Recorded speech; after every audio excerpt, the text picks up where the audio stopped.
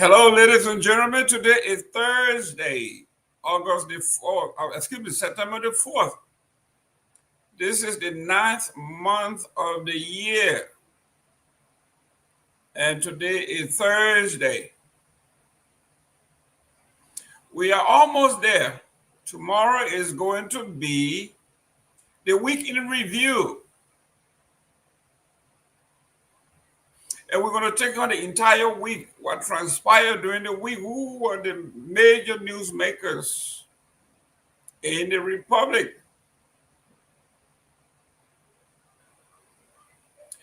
Today, as you can see, I'm wearing another bow tie. This is day number 4.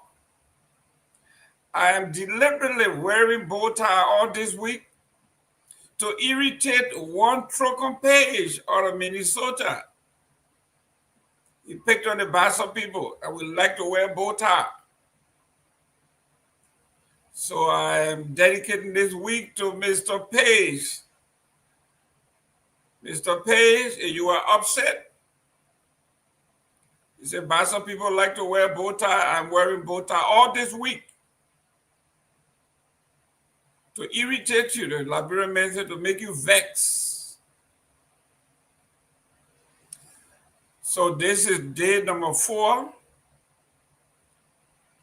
And the color of bow tie for day number 4 is burgundy. So if you are in the Minnesota area and you come across Mr. Page, let him know I'm chewing his bone. I'm talking about him in public. We have a nation to protect. We are the nation of rule and law. Not only the laws, but we also have a systemic policy that actually make the rules and law orderly. So people say we are the land of law and order.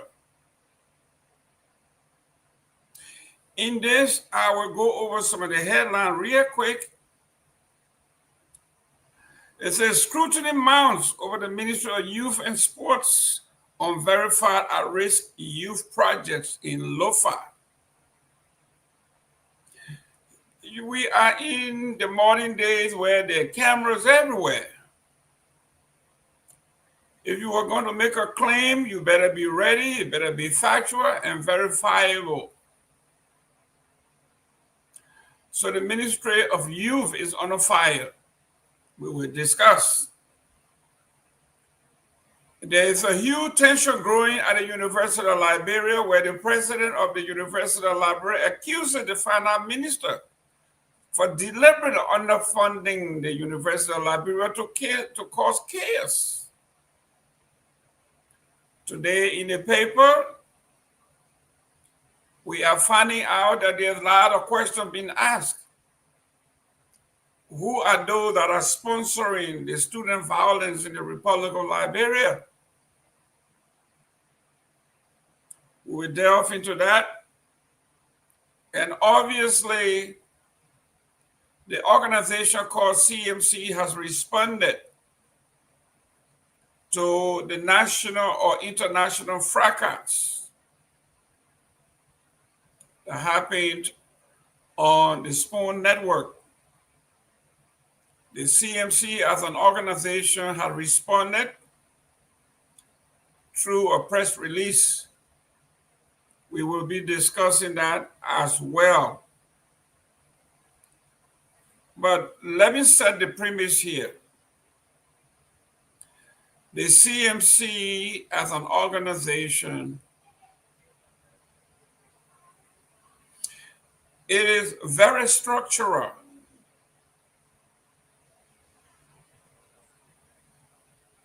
And we have a straight chain of command. As an institutionalist, folks have been asking me, where have you been? Why haven't you spoken? Why haven't you said anything? As the Vice President for Administration, CMC USA. As an institutionalist, I waited until the organization itself has spoken. Once the top has spoken, once the organization has spoken, then we can now opine on the press release. The CMC is a new organization and we are all coming on board. We are gelling. We are not where we want to be, but we are getting there. Structures have to be put in place. People have to be put in place. And then we will begin to gel. Let me go to Article 2 of the CMC Constitution. Article 2 addresses the purpose, the objective, values, and ideology of this organization. And I want to look at Article 2, 2.1. It said the purpose. The CMC exists to champion systemic, remember I talk about system, developmental, political, and governance reform for a just and equitable Liberia, beginning with us.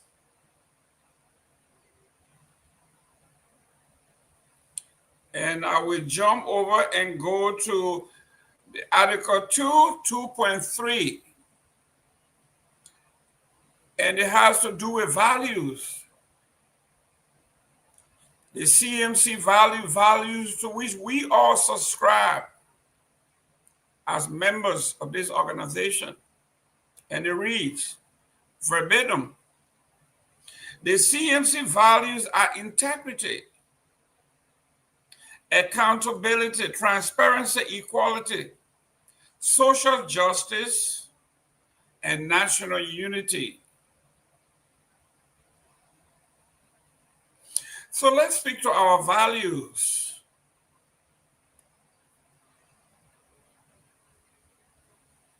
Remember, I just read what our values are.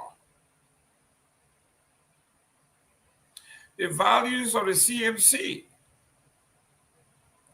dictates that the organization responds to issues affecting its credibility, integrity, and those things that we value, those things that we hold dear. So the CMC responded.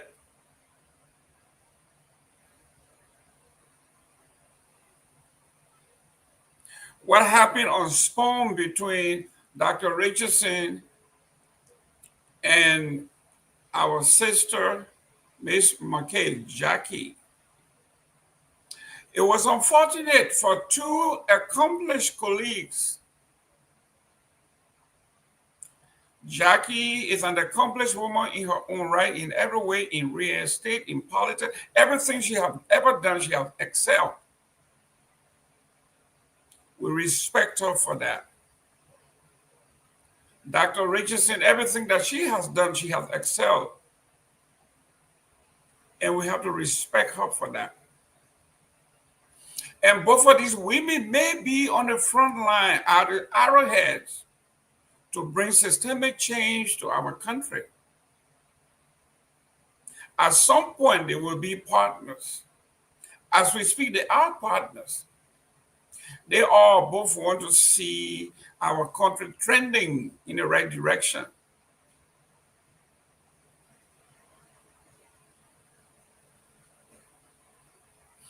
While this may have been unfortunate, that two of our most brilliant and successful ladies were at loggerheads, the organizations have deemed this unnecessary. So on behalf of CMC and the global leader and the organization itself, we have extended our apology to the people to the organization, to the structural system that we have put in place.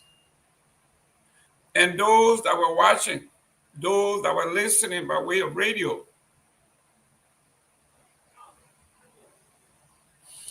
and this says a lot about who Musa Ability is. As the man who wants to serve as the father of a country. He is not bound by the divisive politics in Liberia. He took a stand when your two children, or when you have children and they are lockerhead or they are in a fight. You call spade a spade and reset.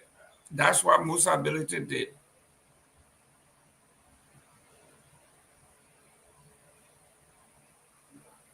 On behalf of the CMC,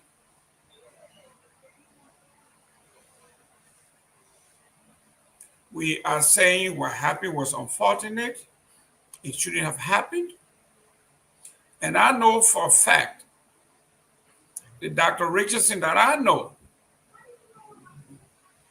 if this particular episode were to replay and she had an opportunity to respond, she will respond differently.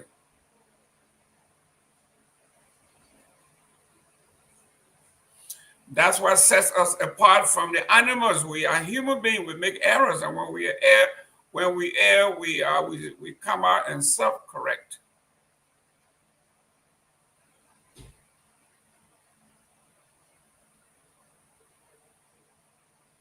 I will read 2.3 again. It says the CMC values are integrity, accountability, transparency, equality, social justice, coin towards national unity. These qualities are lacking now in our leadership.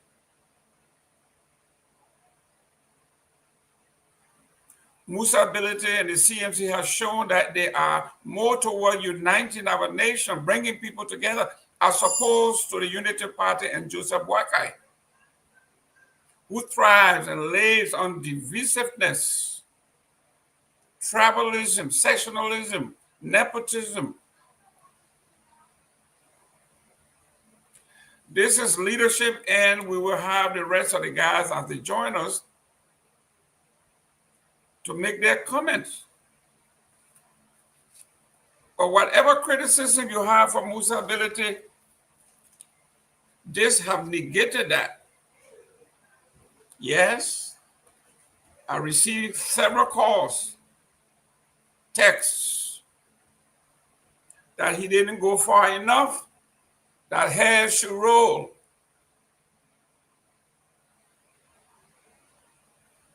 We do not want to throw the baby out with the bathwater.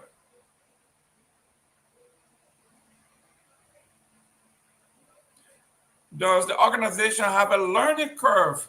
Absolutely.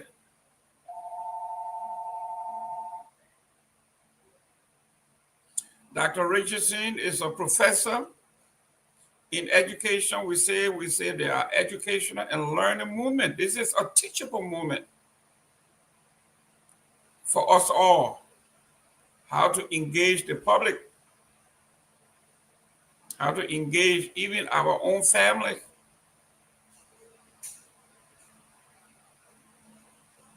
So, ladies and gentlemen, you have heard and read what the CMC said about the episode on Spoon. I want to commend the CMC, the chairman of the party, the political leader of the party, Honorable Musa Hassan Ability, and the leadership on the ground. This was not a decision that was made in a vacuum. The executive committee, including Garguah, myself, and leadership on the ground, decided that this was the right way to go. And I'm very proud that I'm a part of an organization that if I did something wrong or misspoke, I will be duly corrected. Not with viciousness and vengeance, but with critical thinking and what's best for the nation, for the people. I want to salute you.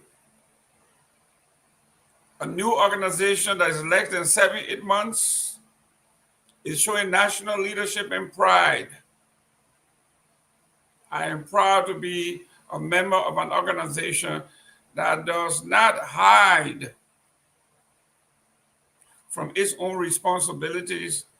They were not jiving, they were not dodging, they were not weaving, they were bopping. They said what we did, what we saw was not right, and we apologize for it. And hopefully, this will bring this to a close.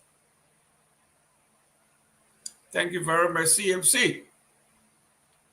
Now, let's go to national issues.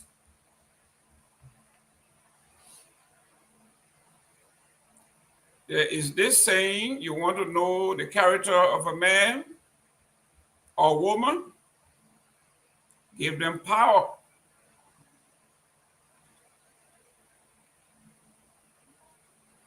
There's a gentleman that I interacted with several years ago up to the last election. His name was Josiah Jokai. Josiah Jokai was the guy who was gung-ho on rule of law, civility, ethics, integrity, accountability, transparency. That was Josiah Joker during the elections. Josiah Joker once told us that he would not accept President Myean as his president because all of his values were violated by the president. And he wanted to bring in a government that would live by the rules and ethics of modernity.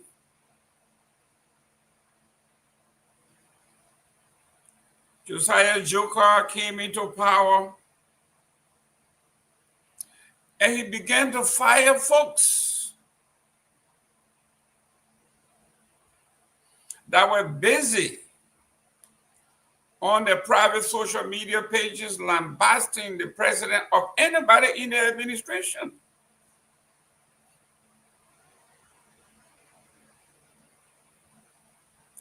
Josiah Joker was on OKFM telling another colleague of his that he has a PhD and nobody should question him when it comes to the numbers.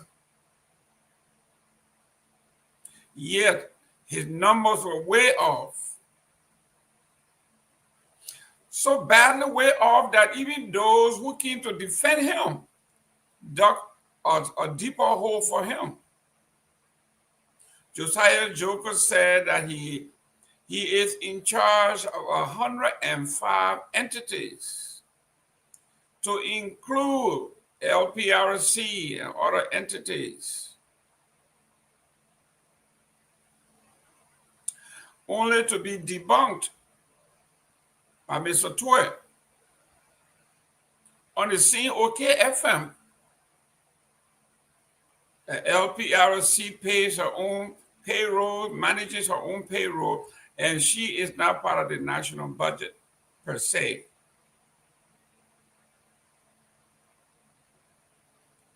Yesterday or so, Josiah Joker and his agency are back in the news.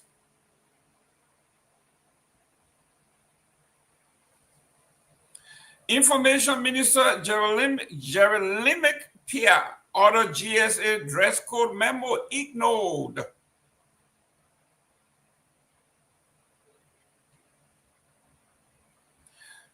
Monrovia, Liberia. Liberia's Minister of Information, Jerome Pewee, had distanced the government from an internal memorandum purportedly issued by the General Services Agency, GSA.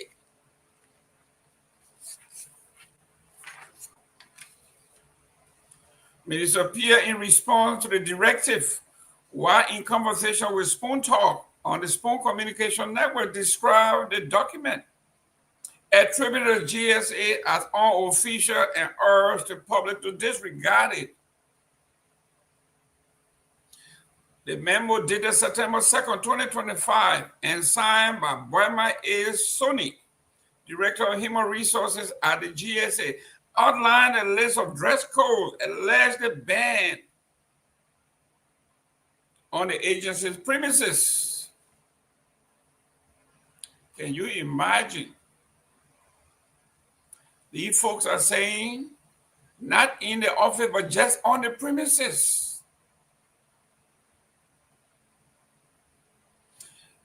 It instructed security personnel to enforce restriction on employees and visitors.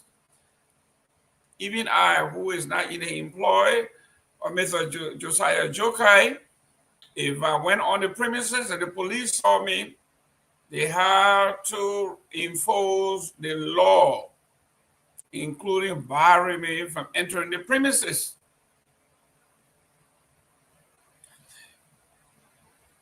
It instructed security personnel to enforce restriction on employees and visitors, forbidding attire such as shower slippers, sleeveless blouses, short skirts and dresses above the knees, muscle shirts, track suits, tight jeans, bushy beard, and even dreadlock, anything that he considered to be artificially grown by men. A bar, you will not enter the premises. And he instructed the security to enforce this strictly according to his rules. The memo reads, "Dear all, please observe the below forbidden dress codes on the GSA compound. The security staff are strictly instructed to enforce these regulations." The memo stated, listing the 12 categories of banned clothing and styles. The document, which is also circulated widely on social media, then drew public attention before the matter was strongly reacted to by the government's lead spokesperson. Minister Pewee furthered that there was no such government policy, suggesting that the public should not attach legitimacy to the said memo. If the memo from GSA is intended authentic indeed, it should be disregarded immediately, as there is no policy of such in this government, Pierre said in a live interview on Spoon TV. As of press time, GSA has not issued an official statement clarifying whether the memo was authorized internally or presents the personal directive of certain administrators. You want to know the character of a man or a woman, give them power. Mr. Josiah Jokai, the agency that he runs, have put up a strict dress code that is akin to what is going on in Iran, Saudi Arabia, the Sharia law, where they have the police on the go. If your skirt is too short, the morality police at the GSA will bar you from entrance.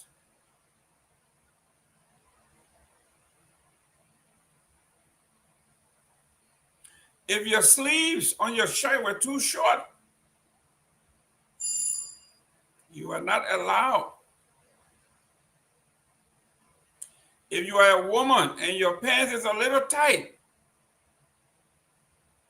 you will be sent home. You will not be allowed to enter.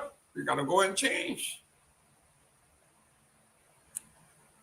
The GSA has introduced morality police in the Republic of Liberia.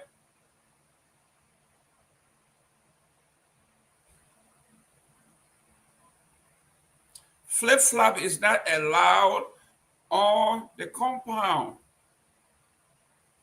Open-toed shoes are not allowed on the compound.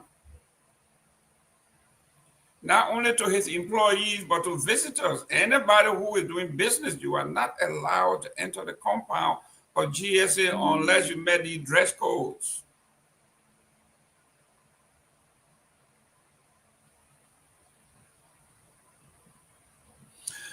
Any man who has bushy hair or beard like mine, you are not allowed on the compound.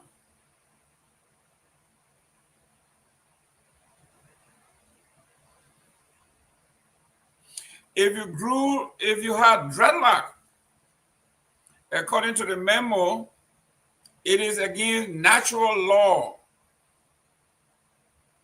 Men are not born with dreadlock. You will be barred from entrance.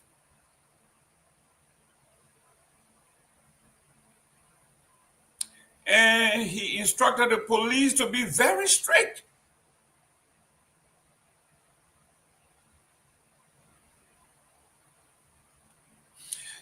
I want to take my cap out to the Minister of Information for being swift and laying out the policies of the Republic of Liberia that honor our Constitution. This is illegal and unconstitutional.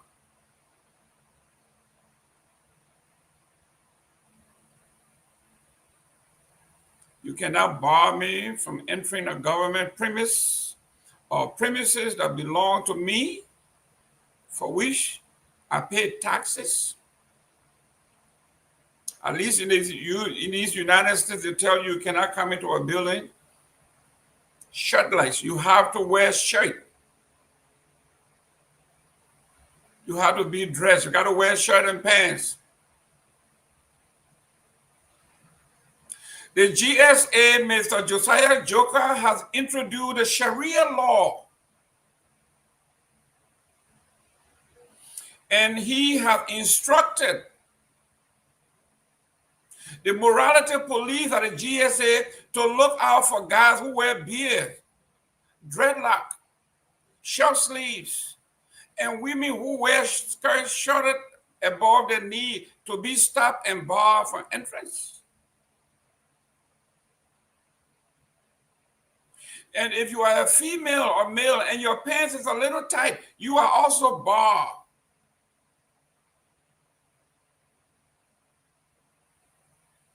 If you wore dreadlock, he says it is unnatural for a man to wear dreadlock, and the police should stop you too. Let me welcome Victor Nagbe, Chief. Welcome to the show. Thank you, Mr. Gayman. It is good to be back. Glad to be here. And let me also say what's up to our audience. It's good to be back with you. I was getting ready and I heard you reading the CMC reaction to the Spoon Network, incident. So I might as well hop on it right away because I think we said a lot about it yesterday, and there is a lot of expectation. So I'll just go ahead and clear the air as you did. So I came on here yesterday, and I prefaced my remarks by saying that if I were Dr. Richardson, I probably wouldn't have reacted the way she did. However, I felt that there was a setup, an ambush, and she walked right into it. and I indicated that at the beginning of the show for almost an hour, she kept being badgered by Mr. Witherspoon, and then the other panelists came on, and they all just like piled on. So I said that her response was human. I also said that I thought we were being unfair to take superhuman qualities and impose them on, humans, superhuman expectations. That was yesterday. So the party has met and deliberated and has taken a position. And the position is one of an apology and regret, and apologize to Miss McKay, apologize to the Spoon Network, apologize to the Liberian people, and apologize to our supporters. That is my position as well, and because that is also the position of the party. Having said that, I'm going to take my own advice, as I wish Dr. Richardson had done, and walk away from this. I've said enough on it, and that'll be all from me on that matter. But it's good to be here. Great. Great to hear from you. If you were in Liberia at the GSA, you will not be qualified to go in because you get bushy, you get beard. You will not be allowed to enter the GSA. Let me welcome Dr. Peabody. Dr. Peabody, look at you. You ready for GSA? You clean shaven? I'm not seeing no muscle. So look at you can pass that muster. You can visit the GSA. Welcome to the show. You are muted. See you, and good to see Mr. Nagbe and everybody. What our audience, welcome. Dr. Peabody, what's up, my brother? Good to see you. Good to see you. Look, Same here. Amy, I don't even want that position at GSA. They can take it as long as they want to do it. You restricting people how to grow their hair and all of that. You can. Yeah, I think a lot of our kids around here will not work in that environment because they not work. You can't even enter the compound. They told the police you can't enter. You're not enter the compound, and stuff like that. Forget about looking for a job. You're not It reminds me back on the day when you had to go on a mission, right? Yeah, go on a mission.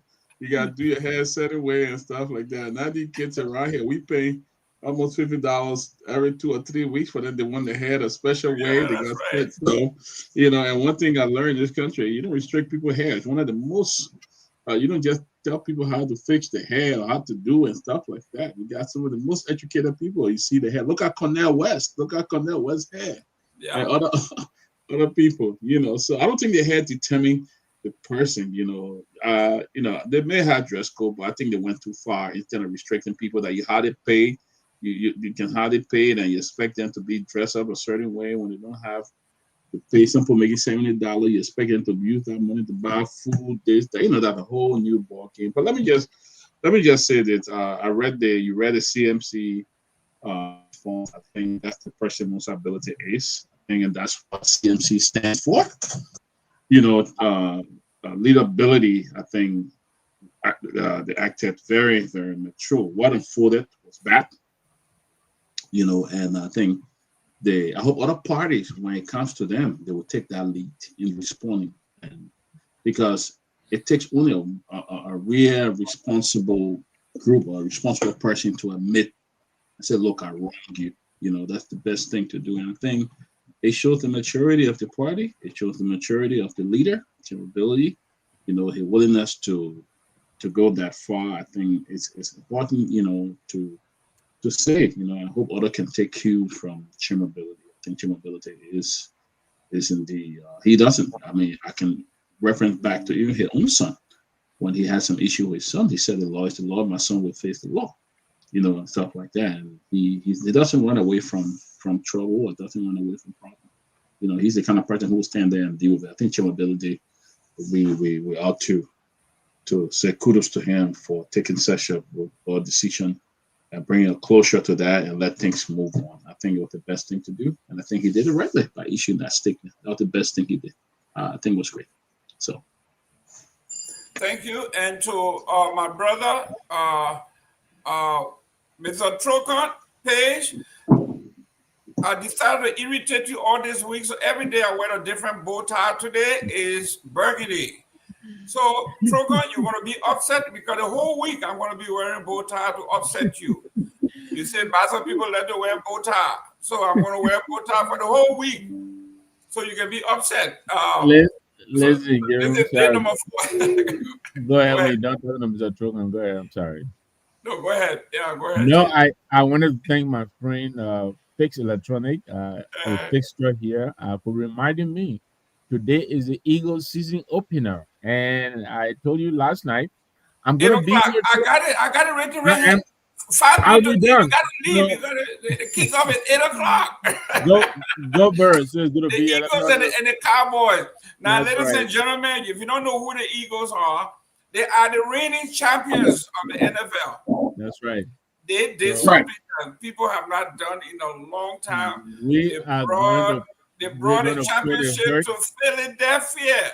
That's right. And tonight we're going to put a hurt on the Cowboys.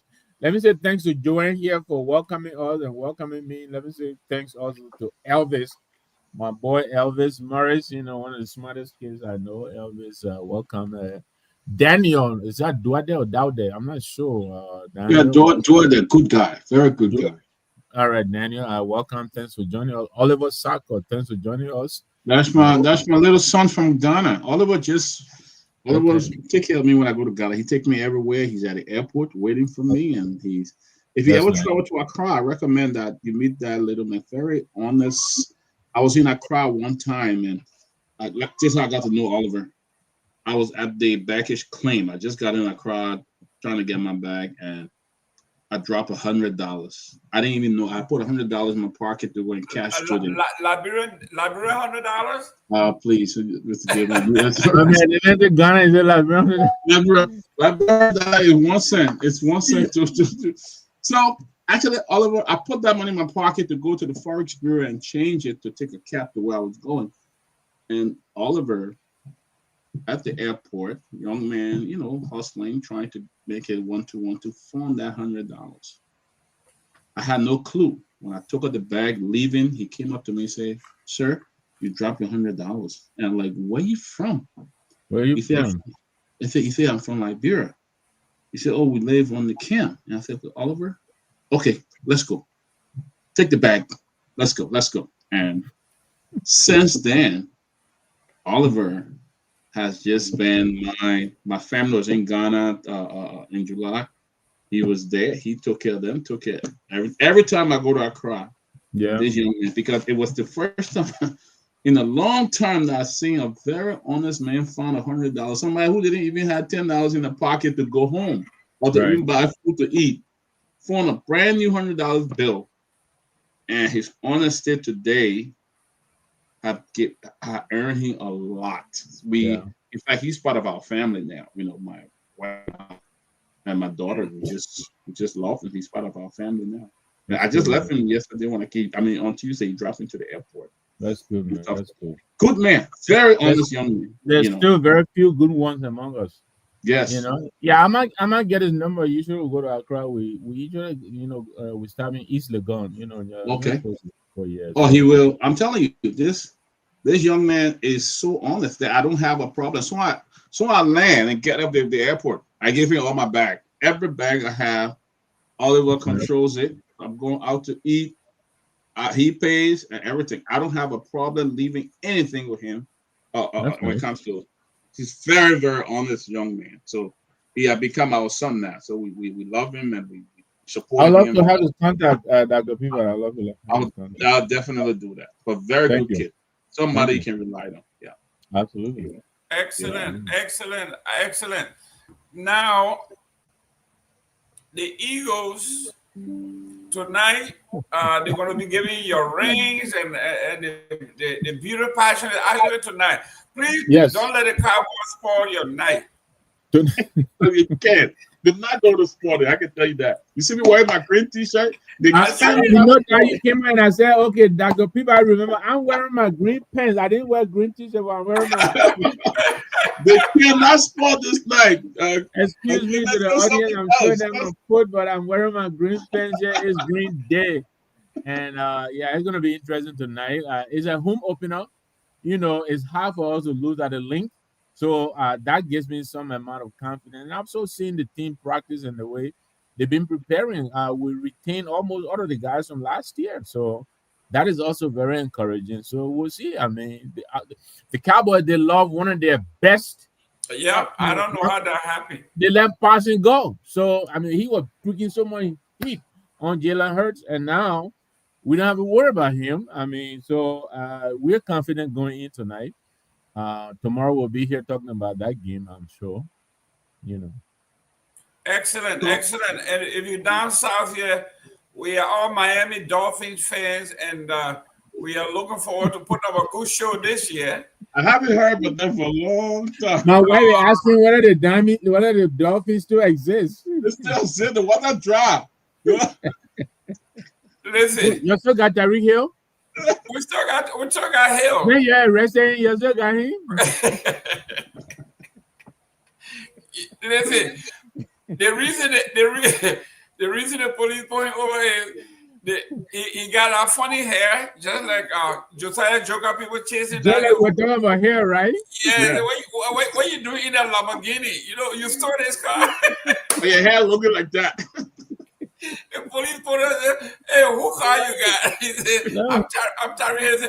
On the ground. He got On the ground. He's telling people I'm Tyreek Hill. They're like, so what, man? I said, but who is Tyree Hill? He put on his Miami Dolphins. Oh, come on, Tyree. Let's go. You know, it's funny though. The other time I was traveling, I think back in March. So I had used some of my miles to upgrade to my Leopold business class. I use my miles and stuff like that. So I come in, I get to the business section, I'm putting my luggage up. The way got kid. Excuse me. I'm sitting over there. What are you talking about?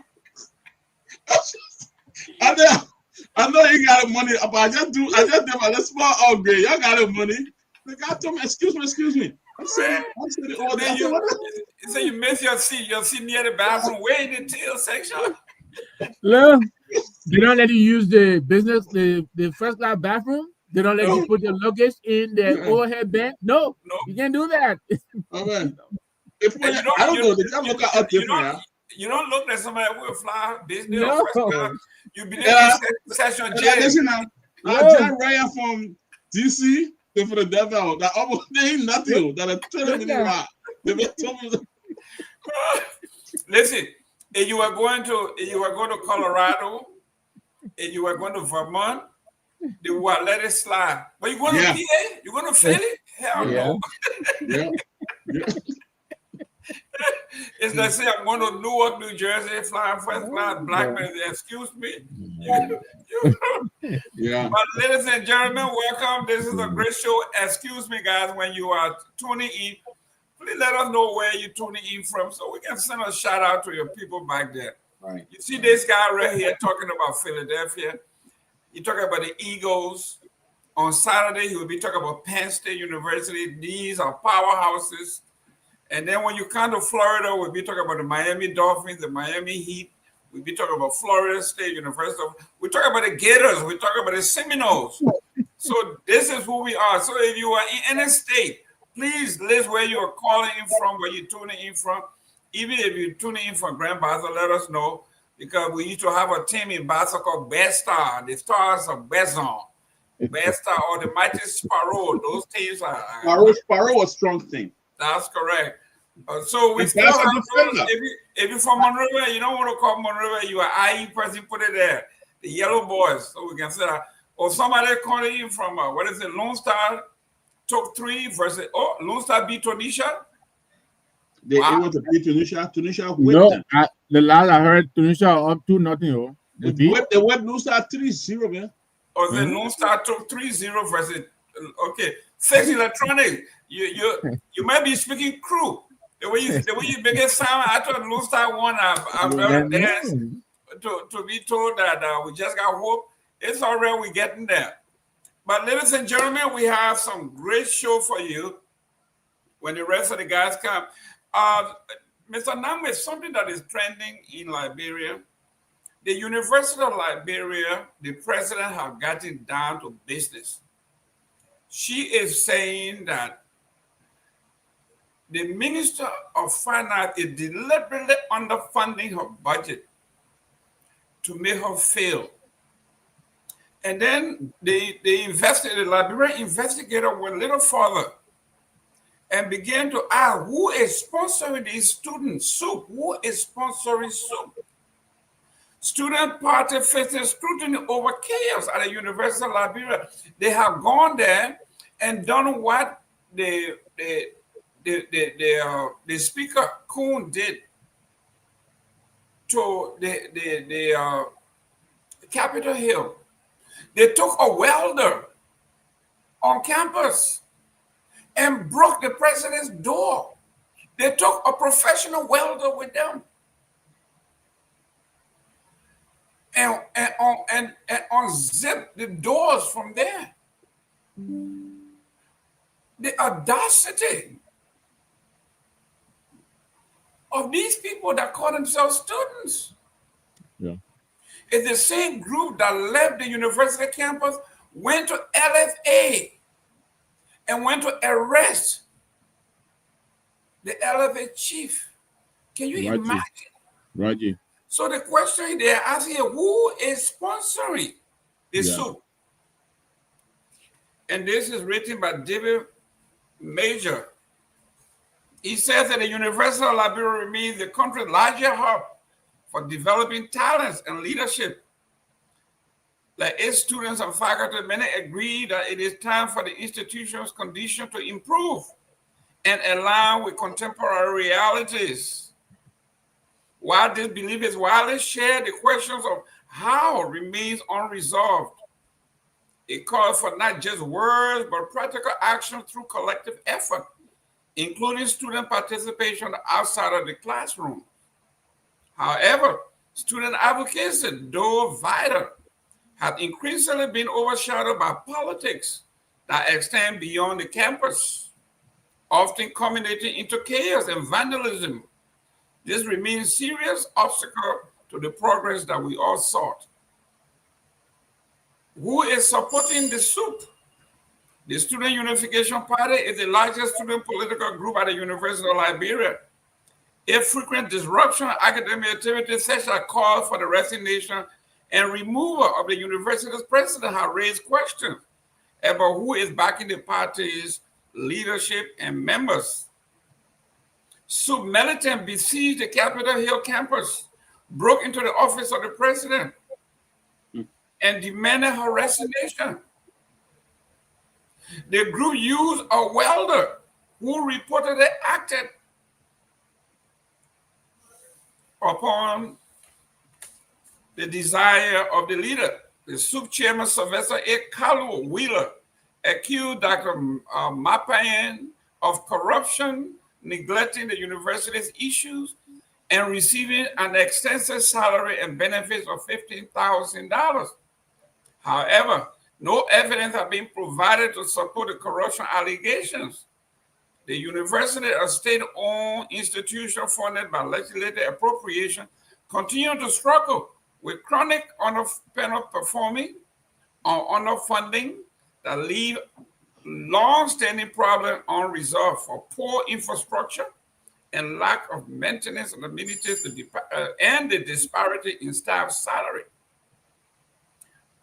In March 2025, SUP stormed the headquarters of the Liberian Football Association, demanding the resignation of its president, Mustafa Rajah, over allegations of corruption and non-citizenship.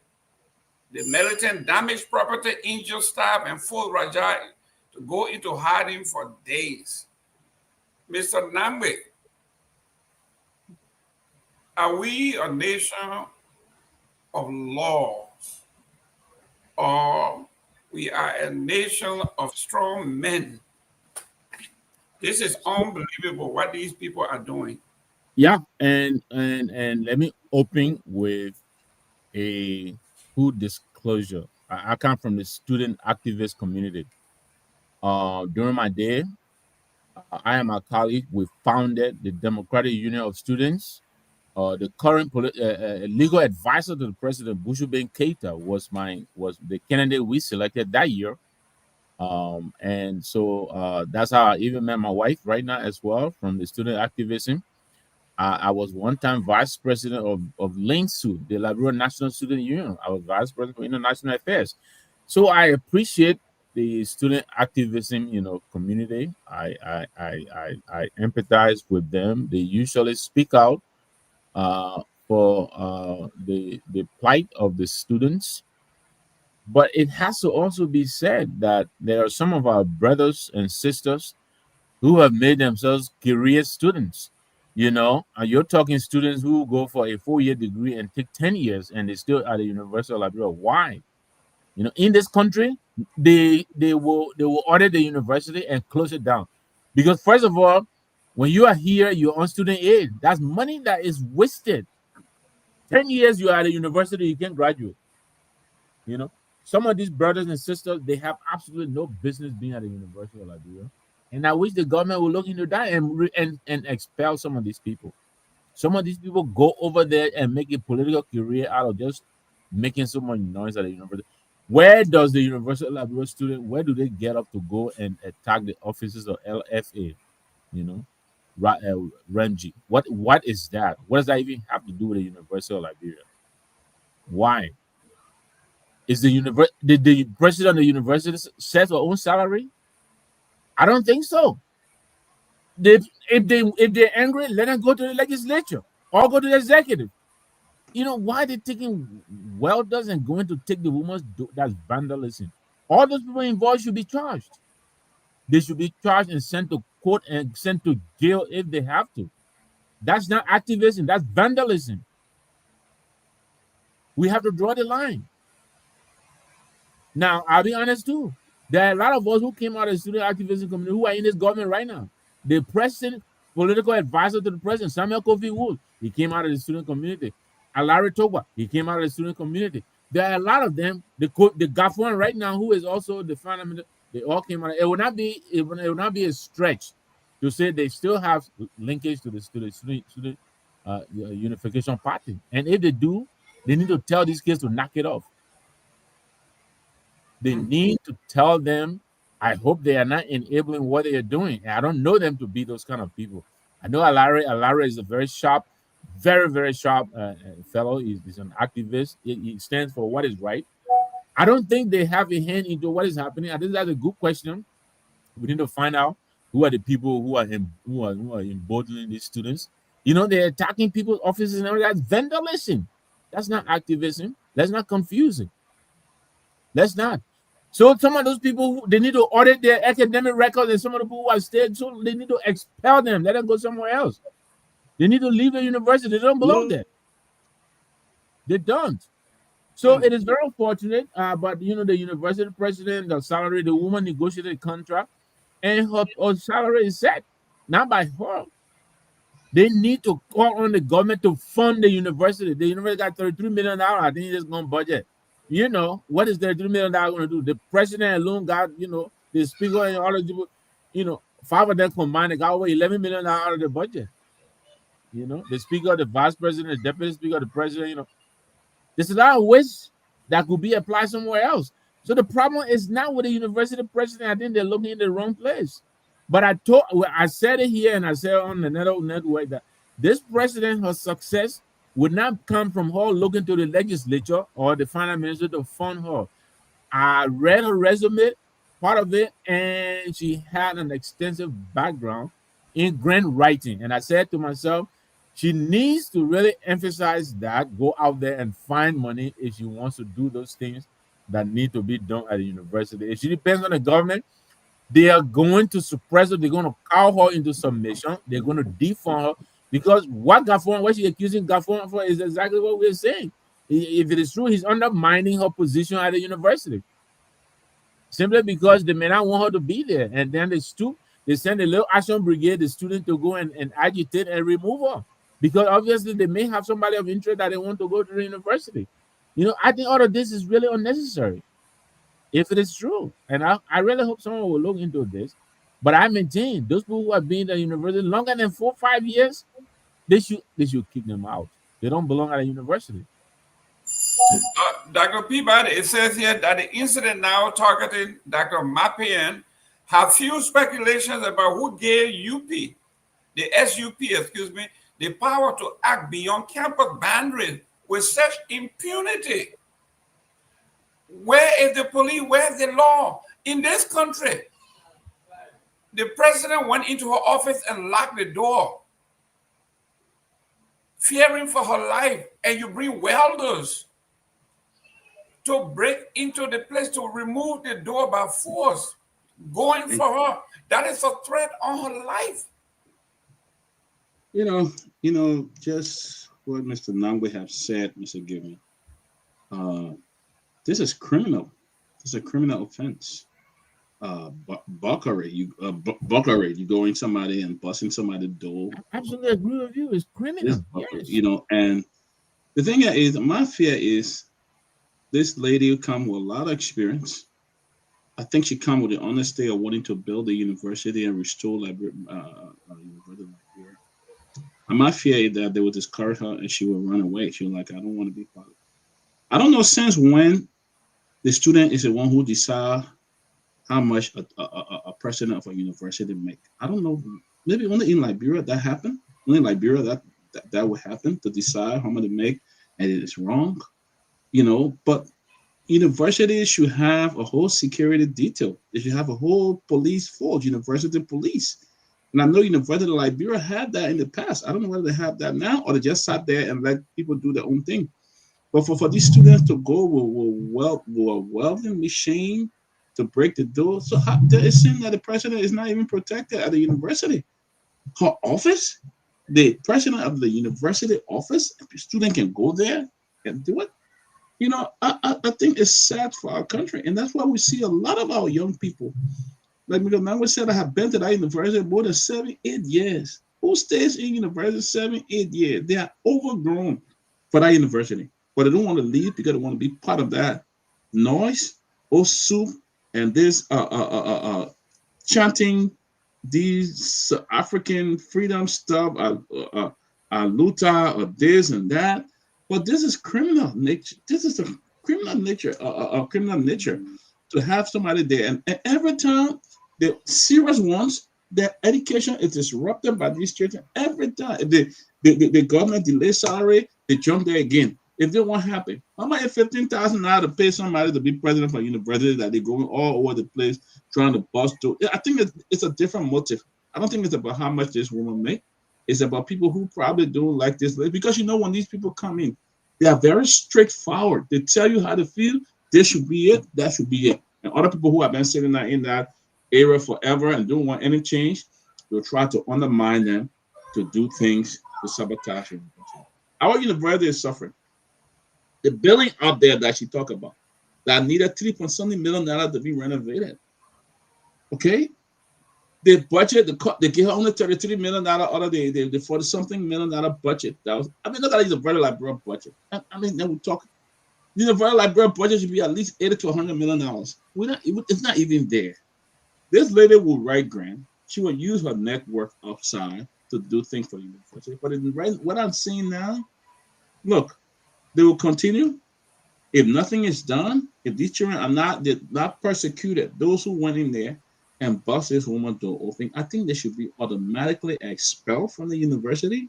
They should be persecuted, because this kind of nature for university. What do you hear this happening in other universities around the world?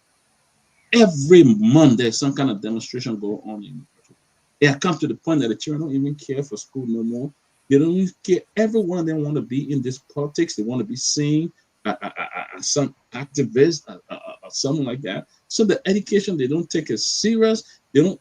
If they were advocating for a better classroom, for a computer and stuff like that, we'll say yes, that makes sense. Okay, that government give every student one laptop or 1,000 laptop, every new student every year. That will make sense where they can sit down and do the work.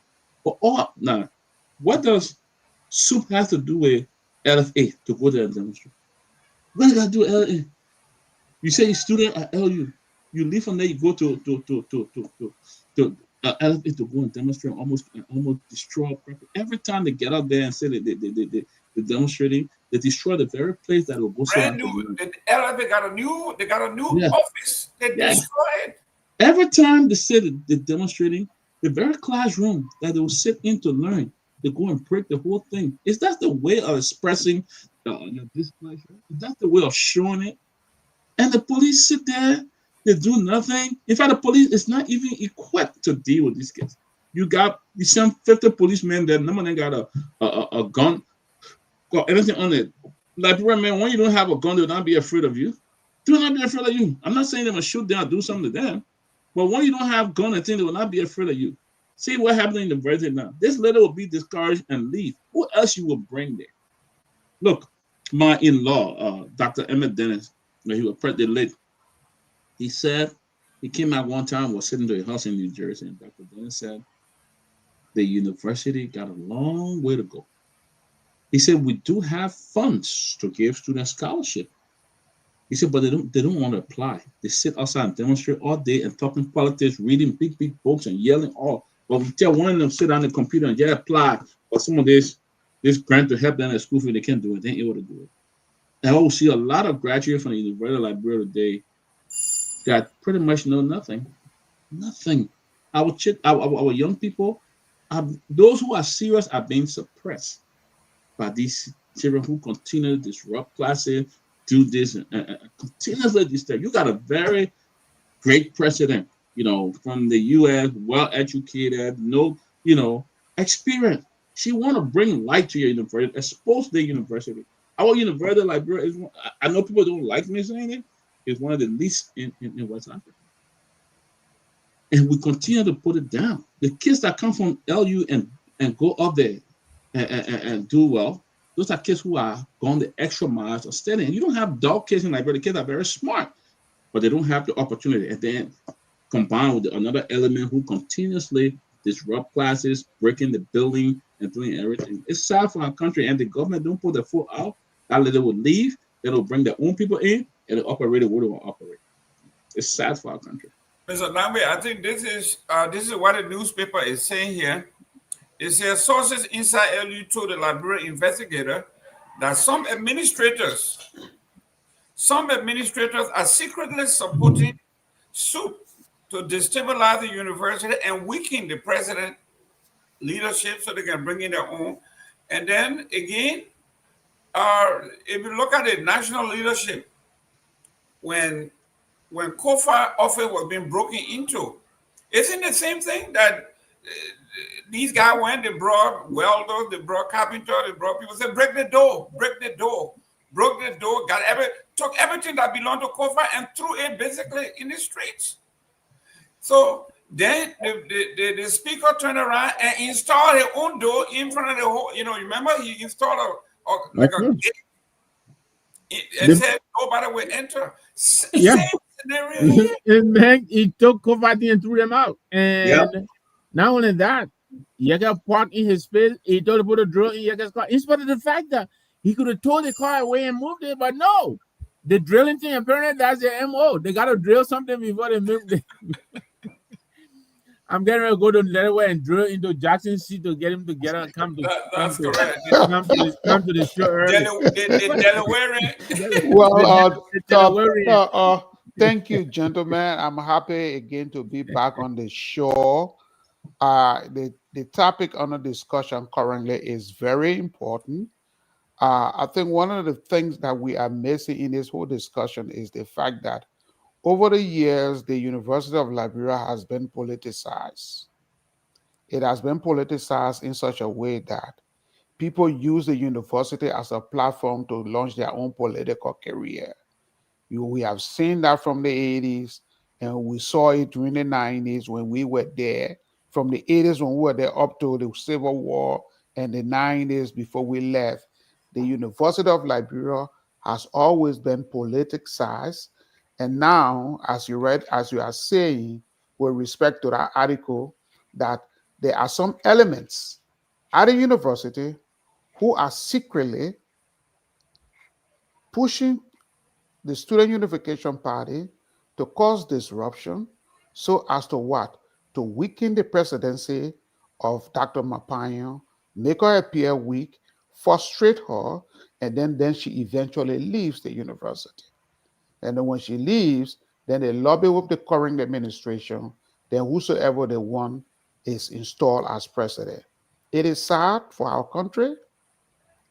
This is a bigger picture when it comes to education in Liberia. And no matter the reason why we see a lot of our college graduates, they leave the university, they cannot even compose a formal letter of application. They cannot even write their own resume. You understand? So all of these things play into the larger issue that is affecting our country. We have lawmakers who are lawbreakers, but yet and still everybody thinks it's normal. Everybody thinks it's normal, and it is just sad that we have a country where we don't even have a system in place to do anything. Everybody does their own thing. And then we do the same thing over and over, and then we expect different results. It is sad. It is sad that the university is trailing down this path, but it has been trailing down this path for a very long time. And nothing has been done to rectify and correct the situation. And so people use it for their own political gain. Mr. Nagbe, I decided to invest in agriculture, rubber, cocoa, and all this stuff. So I got people working, and I decided I was going to send one of my nephews to the University of Liberia to major in agriculture, to come home and take over, and all that. The kid, man, that sent 2020. He's still a freshman. Yeah, that's what we're saying during the So, and I'm not mocking you, but your cousin. Yeah, he can't get one straight year in. It's not unique. It's not unique to them. Some of the people at the university who you see under the palaver, they don't go to class. Some of those people are not even registered. They're not in any class. And I'm sorry. I know I'm getting messages here to stop mentioning my brothers, Larry and Kofi and the rest of them. We have to, because I have to, because I know that they still have some influence with the Student Unification Party. I'm not putting any blame on them, but I'm saying they should help the situation and make the kids to understand that their futures are going by them while they're over there agitating all day, and sometimes for causes that have absolutely nothing to do with them. What are they doing with LFA presidency? What does that have to do with the University of Liberia Student Union? What does it have to do with that? Why are they going to the LFA to go and attack it? That's nonsense. That's really nonsense. So this is what I'm saying. Most of the kids, absolutely. What they need to focus on is go and organize sit-ins, sensitize our people, go and make the legislature ungovernable. Let them audit those people at the legislature. That's part of their responsibility. That's what the student union is supposed to do. That's what Linsu did, to conscientize the people to stand up for their rights. They're sitting right across the road, and the people at that legislature, they're stealing millions and millions and millions of money that we don't have. And they're sitting over there going to beat on the woman's office for what? For what? To me, that is a lack of understanding of the issue. They don't understand the people who are really suppressing them. They're not the university president. Go across the road. That's what the problem is. You always ask, why does the chicken cross the road? That's why they need to cross that damn road. Go to the Capitol and organize sit-ins, make that place ungovernable. Where could you end up getting $100,000, $150,000 in addition to getting what? $45,000 every 3 years, in addition to taking home what, $15,000 every month for doing what? That's where they need to focus. I think right now, they're missing the issue, and I'm very disappointed in my brothers and sisters. They're supposed to be the conscience of society, but right now, I think they're really missing the mark. They're but I think it's organized. I don't think. Yeah, but Dr. Peabody, look at this. Yeah. Is it from within the administration, right? Other sources claim that the government officials provide stopping. Government officials providing stopping for militants to sustain the unrest. So you got to understand this, Jerome. I know that the people will come in. Let me just say this. Most of the people at the university, look, if it is still the way I knew it, most of the guys over there, they don't have it. Some of them, they 3, 4, 5 in one room. They don't have the money to do anything. And of course, people who work will give them a little something at the end of every month. They do that. I don't think people are, I don't want to believe people are paying them to be agitators. If you say they're enabling them, you might have a point. But it is the reality. Most of the guys at the university, not like you and I did when we have vacation job here and there, internship here and there. But most of the guys, they don't have it. And so they go to their big brother offices, put a little something on there. I hope that is not what is being described. But he says here, it says the one UN administrator would disclose to the newspaper that contracts to disrupt classes have at times been handed to students by senior officials in government, calling this practice extremely embarrassing. Yeah. This is an administrator. I live with Jackson. I grab from Cutler, Jackson grab from LU. Lane deal with that. Yeah, your grab from Cutler, your tip peanut, those guys are unstopping. Dr. Peabody. With a country chewing. Yeah. Can you imagine? Well, and then we got a breaking news here. Mr. Nagbe now tell her why the chicken always cross the road. Now the students will cross the road. That's breaking news. Student cross the road. What's stopping you? What's separating the UL from the capital? Just a small road. Cross the road and go over there. Tell her what you. Go and cross the road. That's what your problem is. Stop going into the. Why you going all the way to LFA? Exactly. Why you going over there? Why? Dr. Peabody, the administration people are saying. The lady said that she said when she came in, she told the administration that she needed minimum to get started, $44 million to get started. Minimum.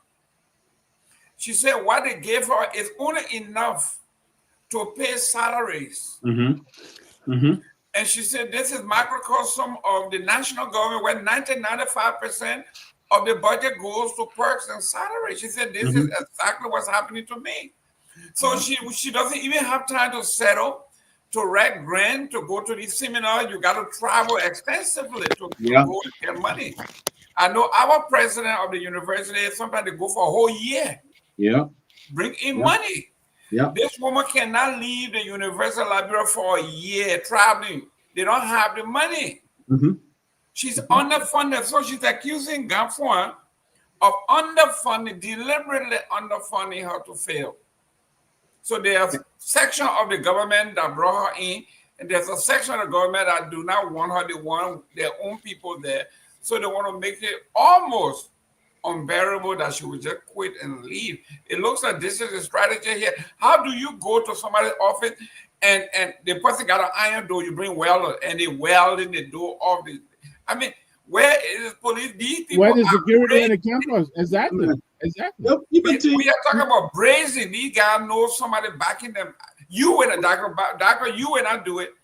She would not do it. Victor would. I wouldn't do it. Somebody got to be behind that. Meanwhile, the National Police Headquarters is just a stone throw away from the main office of the University of Liberia. And the police will walk. The police will cross the road too, right? You guys are looking at the irony. We think that one of the young kids are violent in that country, but the adults too. Of course. Behind it as well. They encourage these kind of things. Go there. You go to a door, even break it down. You don't even make sure you break that door and scare the hell out of her. If the speaker of the house can do that, you understand? Thank you. Yeah. Thank you.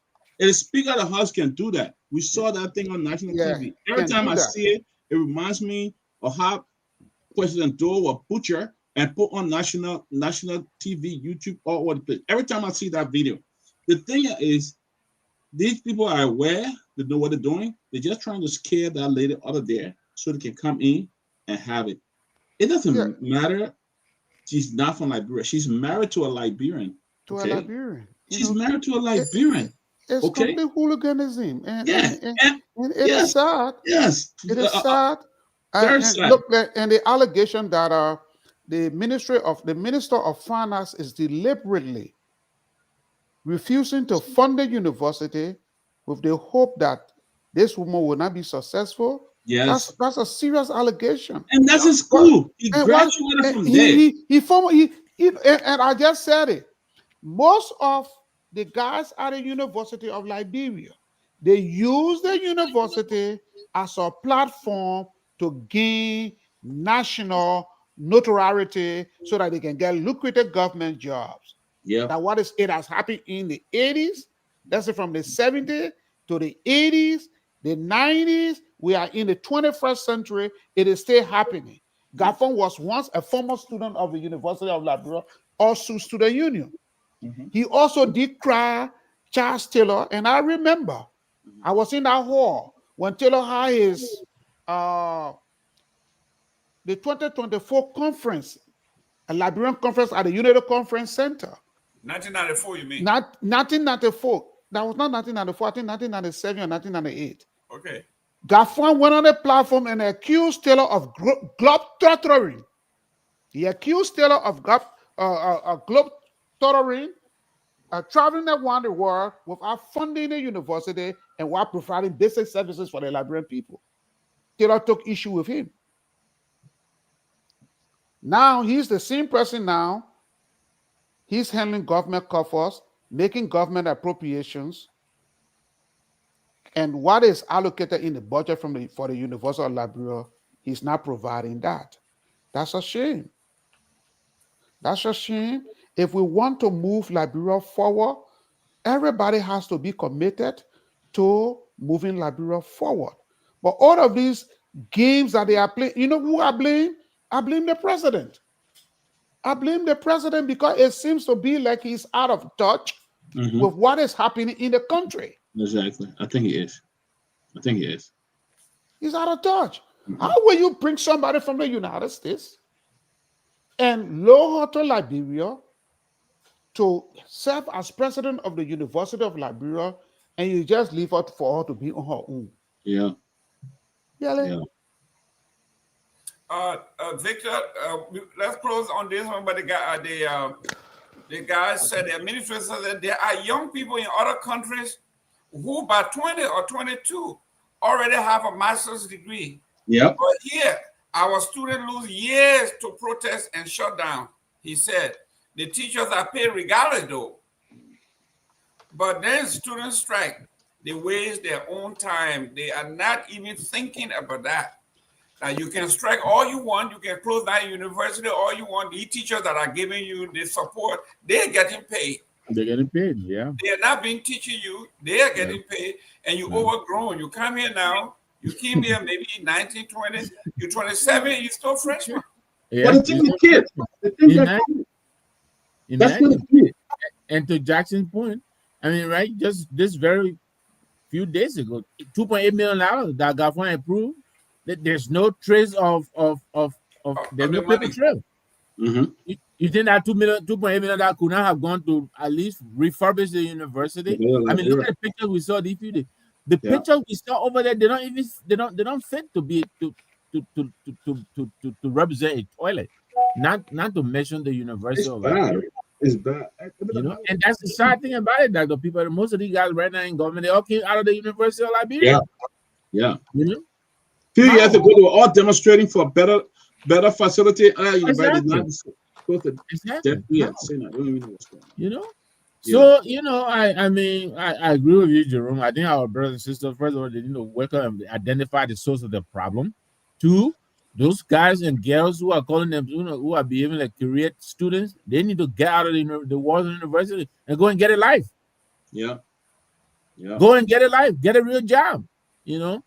If somebody keep you in the university at the end of the month, they give you $50, whatever, what is that going to do for you? Well, Mr. Nagbe, don't you are being used as the means of carrying out demonstration for people who have issue with the government, things like that. Yeah. They recruit them. They're a whole group. They're not just for the university. They are being recruited by people in government. Every time they want to hire you, oh, my man, we got to get soup involved. What they want. When you find it, when they give it, then the other children kind of jump on and demonstrate. And if you say so, then kind of explain to her why they went to LFA office. What are they doing at LFA office? Yeah. Why? Yeah. You know? Come on, man. So guys, they kind of segue into our next topic, which is they audit the GAC now. It says the system being put in place by Garguah is a recipe for fraud. This is strong language here. It says here, an audit by the General Auditing Commission has revealed that the Ministry of Finance and Development Planning may be circumventing the approved salary structure by disbursing wages under the grant transfer category in the national budget instead of the standard basic salary allocation to pay, because you remember they had this, they had the structure, the harmonization that President Weah put in place.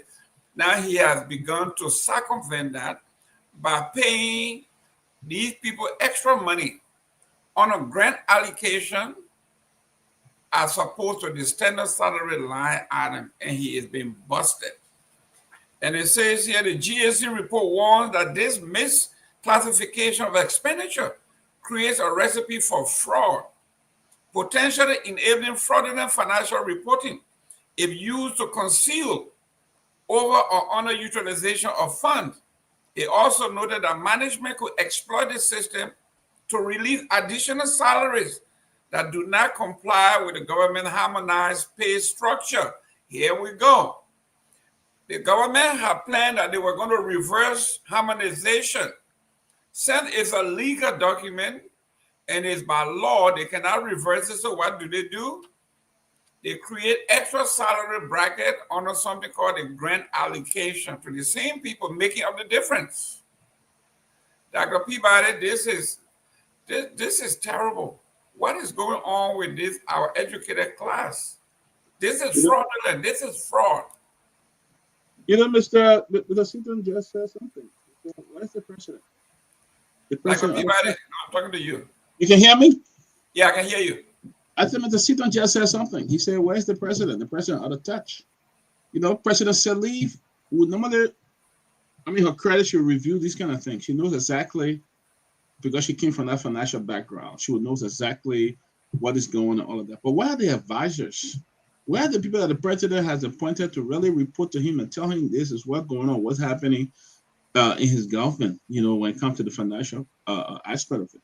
It seemed like nothing is going on. And the same thing over and over. The deputy minister for finance was just recently involved in another saga. I think he's accused somewhere there again. This is the same guy who went and fraudulently put there, wrote a contract. It was from the American embassy and stuff like that. And what happened? Nothing. Nothing happened to him. Nothing. So this kind of fraud. If you look at I think the COVID fund, they had some COVID fund. They tapped into that money and took it out, and they can't give account on how it was used. They say, well, used to pay this civil servant and all of that and stuff like that. So look, I'm not really from the financial background and stuff like that, but I think what I know, the little I know, is bad for the country. If the General Auditing Commission can write that report, what should be the next action from the president? If the General Auditing Commission, if you have confidence in the General Auditing Commission, what should the president do? Especially when the Auditing Commission has released such a report, it's damaging. Because it's not coming from any stranger. It's not a user and I say thing. It's coming straight from God. And what have the government said, the president said about this? And they all play deaf ear. They all have played deaf ear. That money is going somewhere that's being misused or in reaching some people. Let me tell you, say, if you put $2 million, the woman says she needs $3.9 million, and then try to look for the other one later on and say, hey, we'll get the other $2 million, $1 million to renovate this building. Do they care? Garguah graduated from the University of Liberia. He's an alumni. He was an advocate. It was true that he became known and he got exactly. jobs. Exactly. It was true exactly. That's how he got known. True, yeah. The same thing at the University of Liberia. Absolutely. Like you got a job now because of that. That's what Jackson was just saying. That's how most of them got into the He took issue with John Stiller. Yeah. I was in the hall as a journalist. I was covering that event. Who talked to him? President said he talked to him. He came back. He served as Finance Minister, served as Minister of Foreign Affairs, served as representative or country director for African Development Bank. You know, but again, it seems like Liberia, when one person is high up there, we just keep them there. We make them feel that they're the only educated person in the whole country. We make them feel like that. Because in the first place, you shouldn't have even brought Garguah back to China. To put a young mind, somebody who will bring the same old person back and make the other feel like they're not even educated. And that's what we do. We go around, we have a cycle. Those who have been around, have worked in finance ministry, is the same people another government can't put right back. Yes. We bring fresh mind, fresh people who well educated, who even have, in this modern globalization that we live in, who have all the new techniques and things. We won't bring them. We go around the corner. That's why you see a lot. David Fahad stay on National Bank Board. All the other people that stay, the other guys that stay on. The late Bronskin called them recycle politicians. Yeah, recycle politicians, because it's that way you have, and there have been a lot of them are functioning in the government right now. They are on different boards. They are having different committees. So they are the only one that can come. People that they are all on board still. Can you imagine? All of these people supposed to be at a university conducting research. Yes. Conducting research that will bring money into the university, that will bring grant to the university. And they sit there and they do absolutely nothing. Everything they're looking for a government job. It is sad that we have a 90-year-old former diplomat still working to foreign ministry, one bachelor at large or something like that. What opportunity for these young children that graduated from college you giving them? What opportunity you giving them? You bring all of them back. David Fahad, former governor, what other governor need? All of them on board. Well, I brought all of them back and put them on board. All these people that should be sit that how they can even tap one email or have an email address. Put all of them on board and expect better decisions to be made. And that's what we see going on right now. So this guy will pocket that money, Mr. Gayman. Nowadays, other reporting Liberia mean nothing to the government. So it's just a waste of time, even keeping God. Because when God come up publish the other report, what happened? If you relate to the other person, you'll step on it, it will not even go forward. All those things happen. So it really doesn't make sense you order them for nothing. How many other reports sitting there and nothing has been done? Nagbe, the audit further revealed that during the fiscal year January 1, 2024 to December 2024, the government disbursed $282,886,300 in wages, salary, employee benefits, compared to $301 million a year before. However, the sample transaction showed that $9,831,000 were disbursed to employees at several government institutions, including the National Legislature, the Ministry of State for Presidential Affairs, Ministry of Internal Affairs, and the Ministry of Finance Planning, the Finance Development Planning, under the scheme called grant transfer instead of the salary code established by the World Bank and all of that. This is why when some of these folks say, I'm going back home to help, this man couldn't have done this at the African Development Bank. No, he couldn't have. He couldn't have done this anywhere else. That's why he ran back to Liberia, knowing very well there's nothing there. There's no law. There's no order. He can do whatever he wants to do. Nobody will hold him responsible. Look at this. Yeah. And I'm not a finance person, I'll be honest. So, but I tell you what, I've heard a lot of guys who know finance say about this president, this finance minister. He came highly recommended. I think he's serving this post before during Ellen Johnson time. We look into Mr. Shuffle. Every year he has Shuffle. Yeah, budget Shuffle. But the point is, he had the opportunity of reflection, of hindsight, see what he didn't do right, and so he had an opportunity to come back and do and correct those errors. But a lot of people really are calling his capability into question, and they don't think he's fit for this job. He should have the pedigree and qualification good enough to say no, and not be worried about being fired. He can always go back to the bank where he came from, the international community. So why is he behaving the way he is? Either he doesn't feel capable enough, or he doesn't know what he's doing. But a lot of people are questioning his ability to run this ministry like they thought he would. Because remember, when he got appointed, there was a lot of expectation, a lot of excitement. A lot of people thought he was coming to bring sanity to this finance ministry, but he brought all but not sanity. He has absolutely done nothing since he came. He hasn't done anything that suggests anything is being done differently before he got there. He's still doing the same old thing of budget spending, like you're saying. All these unorthodox categories authorizing financing him. $2.8 million on no paper trail, nothing. He just spent money like he's on his mom's farm, and he came in this budget. He maintained the same budget that is consuming almost 88% in salaries and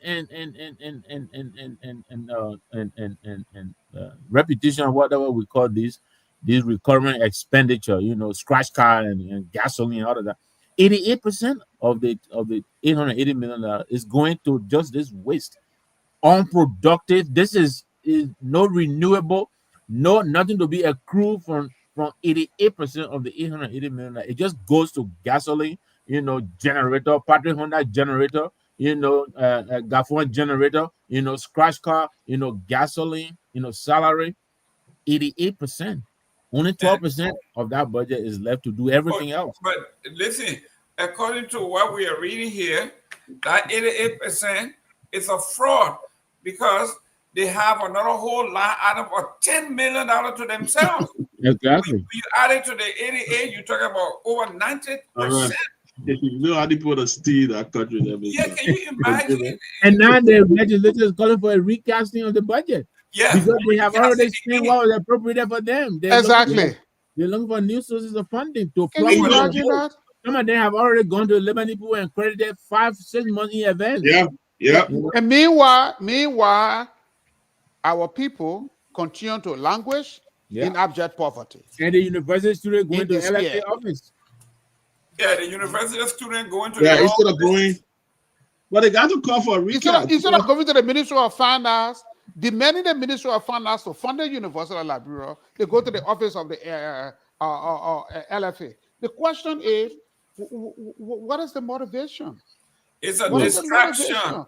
Look, all the place you're supposed to take the source of where your complaint is emanating from, that you're supposed to take your complaint to pressurize the Ministry of Finance to adequately fund the University of Liberia. You say you're going and ransacking our building and put everybody there on a threat saying you want to be hooligans. You understand? And because that's what the country thrive on, hooliganism. Since you want to be hooligans, you go to the Ministry of Finance. Yeah.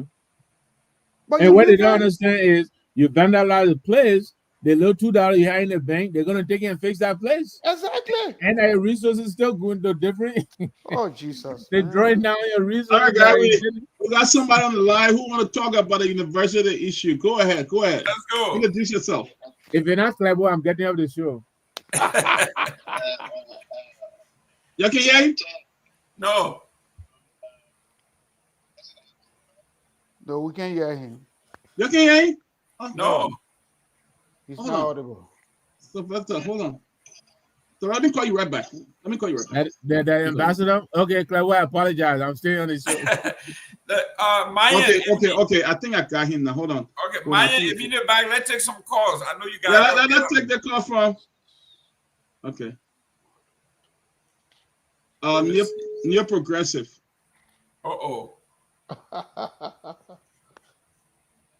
Sylvester, go ahead. You live. You can hear him now? No. We can't hear him. Really? No. Is that what I told you about that button phone. That button phone is Sylvester, we can't hear you though. I don't know why.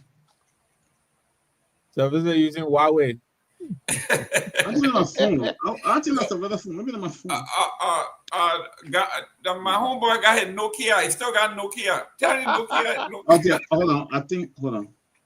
I think we should be able to hear him now. If you ain't hear him now, then I wonder his phone. Motorola. Huh? Hello? Nokia. Okay, I got him. You got him, right? Yeah.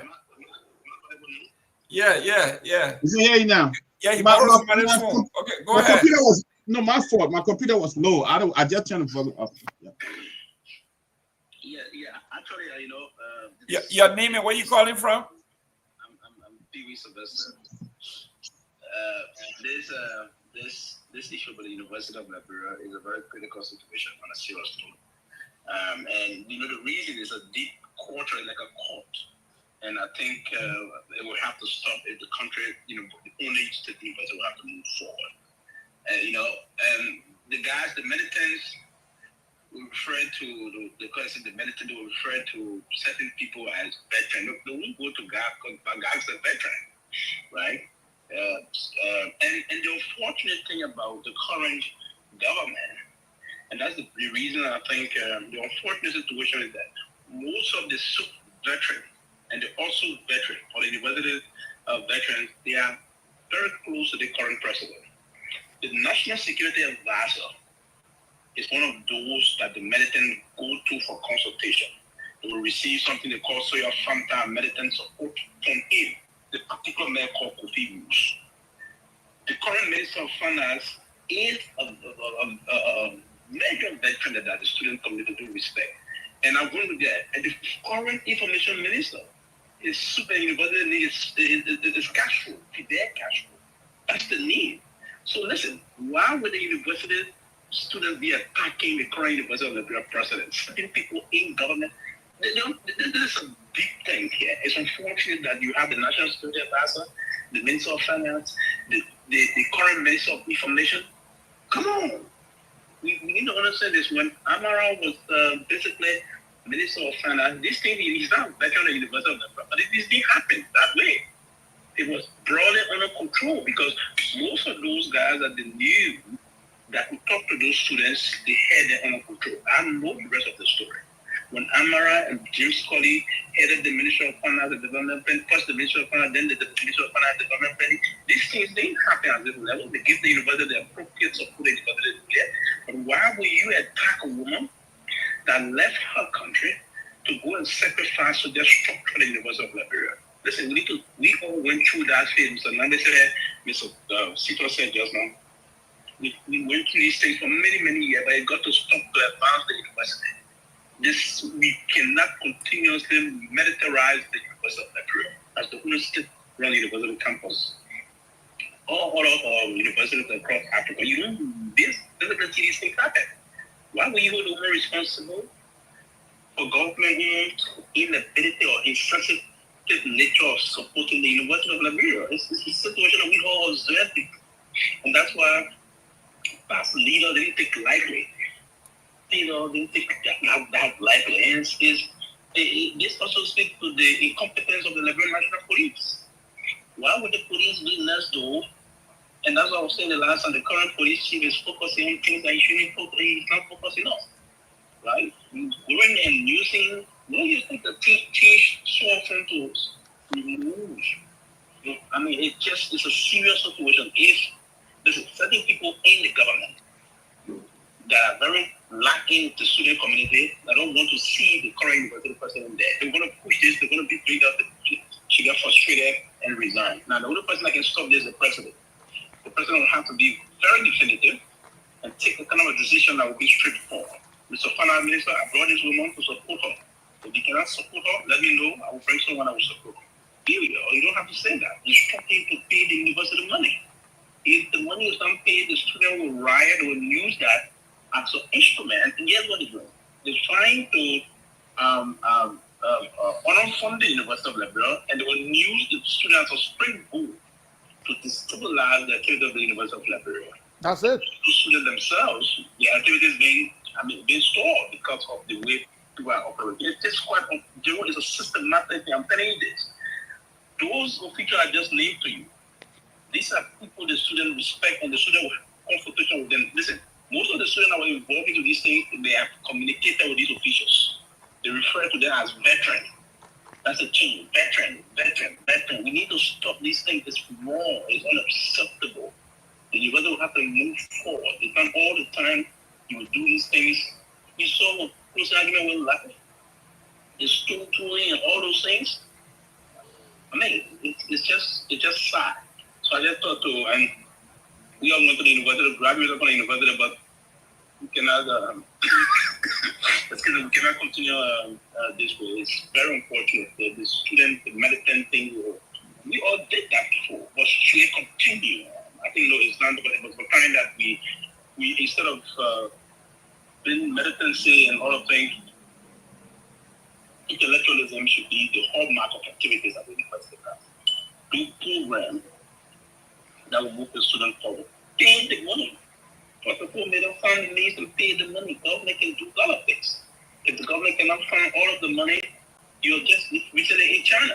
And you see, there's a problem about having president that don't want to be very, very thoughtful in terms of advancing your agenda.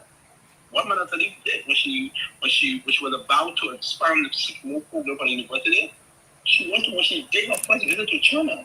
When the Chinese president even visited, one of her demands to him, he said, "Hey, we just came from war. We have some problem. We need the expansion and the renovation of the federal campus." The Chinese government committed $35 million to do that. How you see today, you see that happen. She knew her rapprochement as the president, and that's why the president, he was just in Japan. He should have contacted some of those institutions of bilateral means to say, "Hey, we have our university level, we're struggling with some support. We need some backup for what the government will give. We need some backup." Trust me, you have some bilateral institutions. We have some powerful countries that we have a relationship with. You can get that support. Do all the major projects of some multilateral institutions like the World Bank, the African Development Bank. They will understand that we need to be very creative in terms of getting support. If you only rely and depend on the government support, the government of Liberia alone will do that. That's supposed to. Now, one of the things that's also causing problem for the University of Liberia, it is the way that we change the policy change. When we administration came in, we changed the system of tuition and fees. Now, Jerome and everybody here, tuition and fees were generating close to $10 to $12 million for the University of Liberia. Fees paid by students. When the real administration was doing that, it brought some serious gap to the university. And that now government will have to pay a lot of money to free tuition. So that's the problem. If you bring certain policy in place, now the current government now is trying to study to say, okay, now with this situation, but you can now reverse that. It's going to be a difficult thing to do. What can you do now to ensure, because you need to have buses for students to commute to and fro to the federal campus and other. I think the native campus, the community between the main campus, Capitol Hill, and that up and down. The St. James campus, I think they have about 4 campuses with you all. I mean, so there's this challenge. We need someone now that will be more advanced in terms of bringing a structured policy, a real major policy prescriptions that will gear towards salary payment. And as you said something about retiring people that have been in the university for a very protracted period of time. How do we remove those people? How do we also focus on the ghost name? And I bet you, the university got a lot of ghost names. They got a lot of people that, some of them have been gone, went back to our ancestral land, they stay on the payroll. So there's some level, deep sense level of corruption in the university. We'll have to review that, remove people from ghost name, and reduce the staffing level. There's huge. One department, so when you have 15, 20, 25, some of them not doing nothing. They hire them, relative to hire them just for taking pay. In one department, so you have 15 staff person. They not do nothing in the department. They are not instructional staff. They are not TAs. No, nothing whatsoever. So there's a need to overhaul the university, and to do that, there's kind of a radical call for comprehensive support legislation, and that's why most of the folks in the legislature, they are on the board of the University of Liberia. Most of those major folks on the committee, they are on the board of the University of Liberia. So we need to channel this process, send to the university board and the faculty association. You have a comprehensive conversation on the university as to how we can move to support the university. Now, is it realistic now to say, okay, we will restore what the real government council tuition and fees, because that happened tremendously in the University of Liberia. Can we again go to that level to say, okay, it's $100 per credit? That was reasonable. There's nowhere education is not absolutely free, particularly tertiary education. So can we restore the tuition and fees payment that will enhance what would the government will do, or can we also engage with our international partners and our bilateral partners to support the University of Liberia in terms of backup, like getting buses, taking those buses that will commute students, giving support for those different laboratories, if you will, supporting the Myean campus, the Fender campus, the graduate school, the CJ campus, and all those things. So there's a need to discuss these things. If we do it, there's always going to be this season kind of a battle. Today, the students are chanting, agitating, and tomorrow, this semester, everything is full. The next semester, there's some riot ongoing at the University of Liberia campus in the name of them with changes, but the next one of that, you will do the next one of that.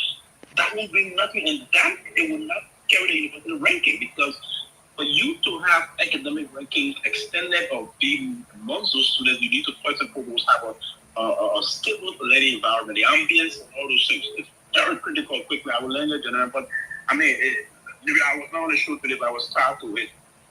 Just because of the University of Liberia situation, there's a need to have a comprehensive national campus vision about the University of Liberia. But again, Sito and Mr. Nagbe said something, and then Dr. Peabody also said it, all of you guys said it. The current Minister of Finance, remember, he got everything today because of the University of Liberia. He started from there. He was part of, I think, the Blue Jay class. I think he was one of those that graduated with the Blue Jay. They are the Blue Jay class. I think the Blue Jay class, I stand to be corrected here. From the Blue Jay class, he was recruited to the central bank by the former governor, Eli City. I can still remember this very well, right? Eli City. And then when Madam Salif came, they launched this national something that he was in front of on the Madam Salif movement. And then he was eventually appointed budget director, one of the youngest budget director of all time. In no time, after a year serving, they merged the budget director of the Ministry of Finance, and then Anthony Sai was leaving, he was appointed Minister of Finance, the youngest Minister of Finance ever in the history of Liberia. Then he served there almost 4 years, and then he was sent to the Minister of Foreign Affairs and Minister of Foreign Affairs also. So this is very important that today that university should not be struggling under your stewardship as Minister of Finance. There should be support coming to the university. We have to be very thoughtful as to how we want to engage them. But it's so painful that the university is always in some level of chaotic situation time to time. And when strangers trying to come and help us, then we accept they're trying to bully them or orchestrating things that will go in the world. I mean, this is sad. Thank you for having me, man. It's very sad. Thank you very much. That's the Honorable Pewee. This is what we are talking about. He said something that struck me when all the presidents from Ellen to Weir, now Joseph Walker, they come here, and when they met with you guys, Victor Nagbe, it is come home, let's build a country. Come home, let's build this Liberia. Bring your expertise. Bring what you have. Liberia needs more hemp. Liberia needs everybody. Then you get professional folks that come in there, and then you do this to them. In the Republican Party, they say starve the beast. Any agency you don't want to succeed, you starve. You don't put the funding, and they die. That's why they call it starve the beast. This is what they are doing here. What is $12 million? Okay, if $12 million is what it costs, that's a simple line item. We are talking about $2.8 million just disappear. Boom, it's gone. Nobody know where it's at. We just heard again he transferred $10 million among few agencies and few folks. That's 11. That's the 12 million right there. No, actually 13 million. You get 10 million, you get 2.8. That's basically $13 million right there. And we're just warming up. We're not even there yet. We are just warming up because they're coming to recap the budget. So this man went to the African Development Bank. All of these places he's been. What do they do there? But why do you think the man resigned to come back to be finance minister? At in the first place, he resigned. You know, I'm a country director. It's a lucrative job for ADB, but finance minister for a whole country, you know how you control it. You control hundreds of millions of dollars, stuff like that. So the man resigned, came back. I mean, it's like, bro, they don't pay any respect when it comes to audit and things. They don't give a damn when it comes to audit and things. The government won't take no action. So I can come there and do my own thing. You audit me or not. I mean, you know how many people get cleared for audit report? We send the auditor to the mayor's office. The man said, look, man, I got this packet for you. When you go back, you change that whole audit around and say the man is clear. And that's what we see happening in Liberia. Unless we start bringing independent auditors from different countries that will come there and audit these people, that will show real stuff. But the auditor alone will go there, they know it's wrong, but it will tip them and they'll get out. This man resigned from ADB. He came back home. He controlled millions of dollars. The COVID fund, they went in there, they tore it up in a minute. They split between the COVID fund that was there. Millions of dollars that were in that COVID fund. You couldn't pay the health worker. You couldn't buy more medicine for JFK or improve JFK. You started using the money yourself again. They care. This is your alma mater. Yes, it is my alma mater, and it is sad to see the university to continue to be in such a poor state. The government has not been doing well to the University of Liberia. Equally so, the University of Liberia students have allowed themselves to be used by other political forces to further their own ulterior motives and agenda. Peabody said something here. Mr. Garguah was at the African Development or country director in Uganda. He relinquished that job and came back to Liberia. The reason some of these guys, they don't leave Liberia to go anywhere else to get a job is because they don't have options. They are afraid that, with their level of education, they won't get the kind of job they want. That's one. Two, they always want to come back to Liberia because in Liberia, it is free for all. You can do anything. You understand? You can steal. You can dig your hole. You cover up your mess. Nobody is going to question you. And you just live scot-free. And the sad part about it is that our society is of such that people who are criminals are the people that we give relevance to in that society. It is just sad. It is sad that we have a University of Liberia that's supposed to be a serious, now, it's the highest tertiary institution of learning in Liberia. The highest, one of the highest, and the oldest, right? The university at this level is supposed to be a research institution. Supposed to be a research institution that research are done for the greater Liberian society. Research are done, and those research findings are what? Sent around the world where people look at those research findings, they apply it in their own context, it brings money back to the university. But sadly, that is not the case. That is not the case. So you see, and all of these things that are happening, it boils down to a fact that we have a leadership vacuum in Liberia. Let me be honest. If we had a good leadership, all the nonsense that is happening in Liberia, including the University of Liberia, will not be happening. Let's be honest.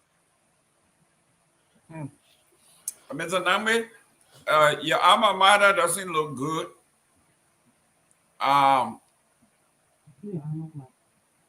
The leaders, why is it that when the people in Liberia say all of our problem in Liberia come from you guys in the diaspora, we get upset?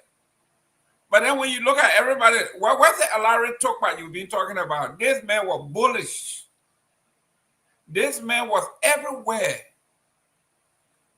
Talking about the rule of law, the economy, the young people.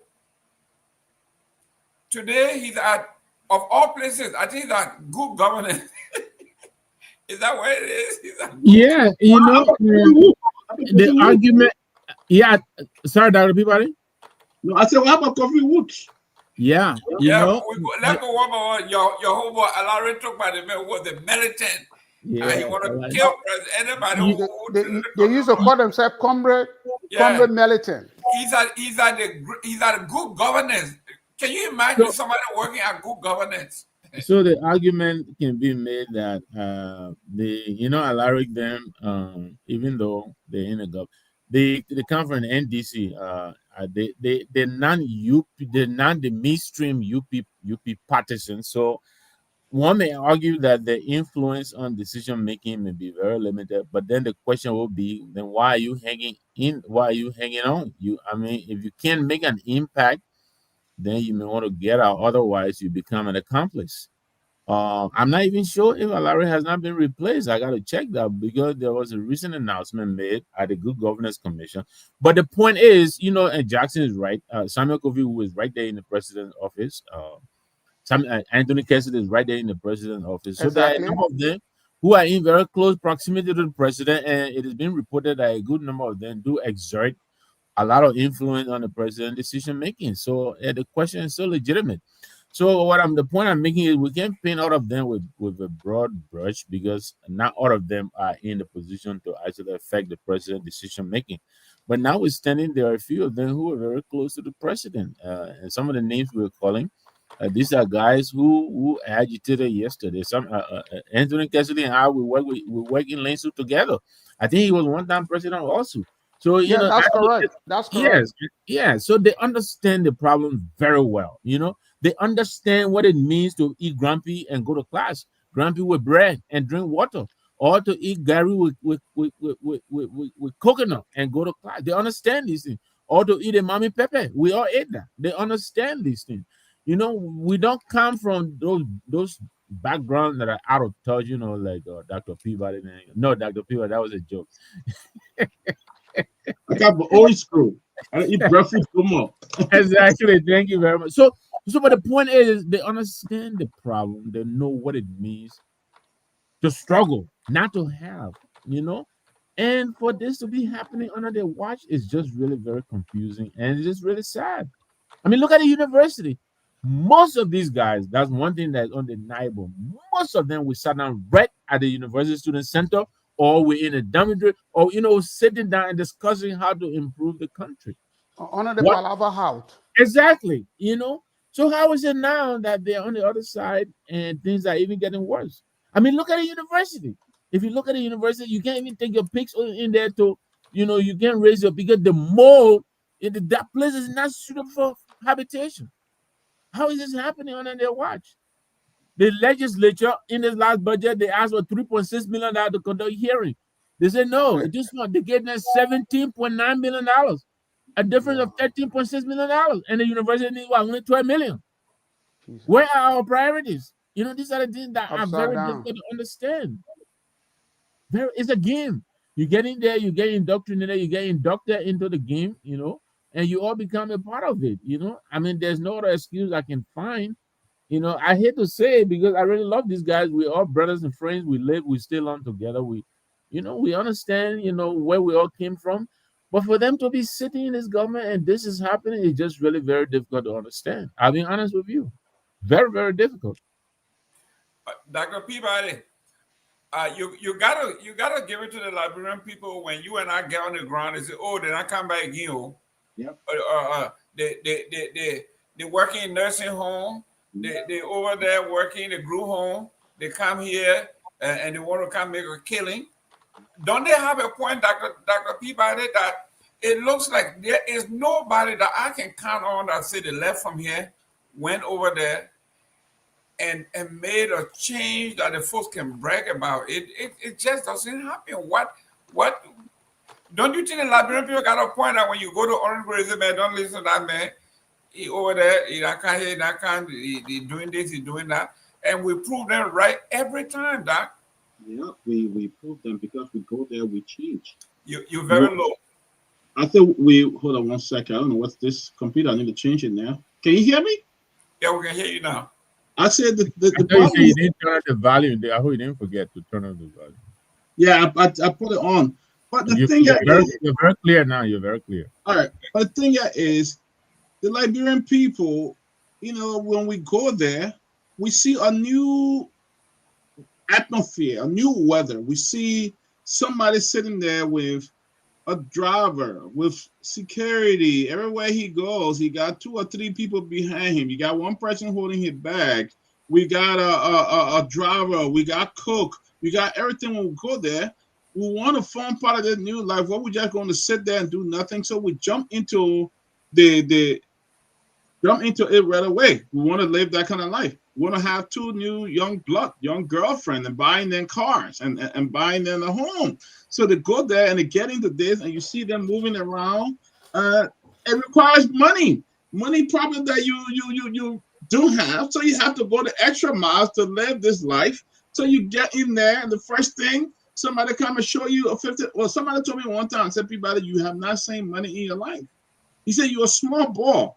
You have not seen money in your life." He said, "Look, when I came to work for government, somebody came to my office the first day, they put $50,000 or $50 bill on the table." He said, "I could almost pass Peabody." He said, "I'm telling you." He said, "I could almost pass." The person came, they wanted me to do something for them. They put 50 grand on the table. The person came from the U.S. He said, "Brought all fresh $50, 50,000, and put it on the table." I said, "Look, man, I want you to please help me and this and that." He said, "You can almost pass out." He said, "If you don't maintain yourself, you can pass out." He said, "Because you almost just willing to do it." He said, "You have to be strong. You have to support yourself." Now you making maybe $50,000, $100,000 a year, and somebody bringing you in one day just for just one that you're going to go through, just one. You sit there, you encourage it down. You buying the next thing, you're ordering somebody to buy cars for your girlfriend, order somebody to go build a house for your girlfriend, order somebody to do this for this girl. Like we had some government official the other day pledging building supply to a particular county that you own a building supply store. Where you getting money from? You telling them I will get y'all. You telling the organization I will get y'all to a certain amount in building supply. So everybody, give you 500 bag of cement. Yeah. Where you getting the money from? Where you getting it from? You're going right there. You're going to defraud the Liberian people. Somebody who's going to eat or somebody who's going to do something. You defraud them, deprive them. Oh God. Get that. So the thing I have to give, man, what the other have left for here to go back home, we have not really shown any change from those who are there, who have been in the system. We go there, some of us sit down, we'll talk, I'll do this, I'll do that. We go there, they bring the first 50 grand in front of you, your tune change. Then you change, say, "Oh wow, I didn't know that thing happened." I know somebody, the person working in government, the person working at a family ministry. He said, "Peabody, you have not seen money in your life." He made reference to some government official during the Eden days, guy like Corruption King Kong, who was back in the Senate, Alex Stallington. He said that man used to come, and he used to just come. He said one time he came to my office and I yelled at him, "I'm not going to give him the money. I'm not going to approve the check." He said he left from there. He went straight to President Seleke office, created a scene, and they said, "You got to work with this guy." He said, but he told the guy, "You can't steal like that. You can't keep coming back and forth and getting money like that." Somebody shared with me from the central bank in the last government. They said there are a couple of government officials now you see, Nukwe, I'm not going to call them here. He said, "Those people are war." He said, "I'm telling you." He said, "People, I'm telling you. Those people, the guy from Bunk Country, Myean." He said, "Those guys, when they ready to do budget, some of the money they put in the budget for themselves." He said, "And when the boy they can't collect, when they can't cash check, they leave from here with bag, with catch in the hand." He said, "Those people are rich." That's why you see all those different line items on the budget. They are all stored to steal from. It's there for one group, one person. He put in the other line item. The guy told me. The guy said, "Peabody, I work here, but you have never seen money in your life." He said the guy didn't come somebody bring $100,000. They just put it down. To talk, because they got probably $200,000-300,000 or $1 million check waiting to be approved and stuff like that.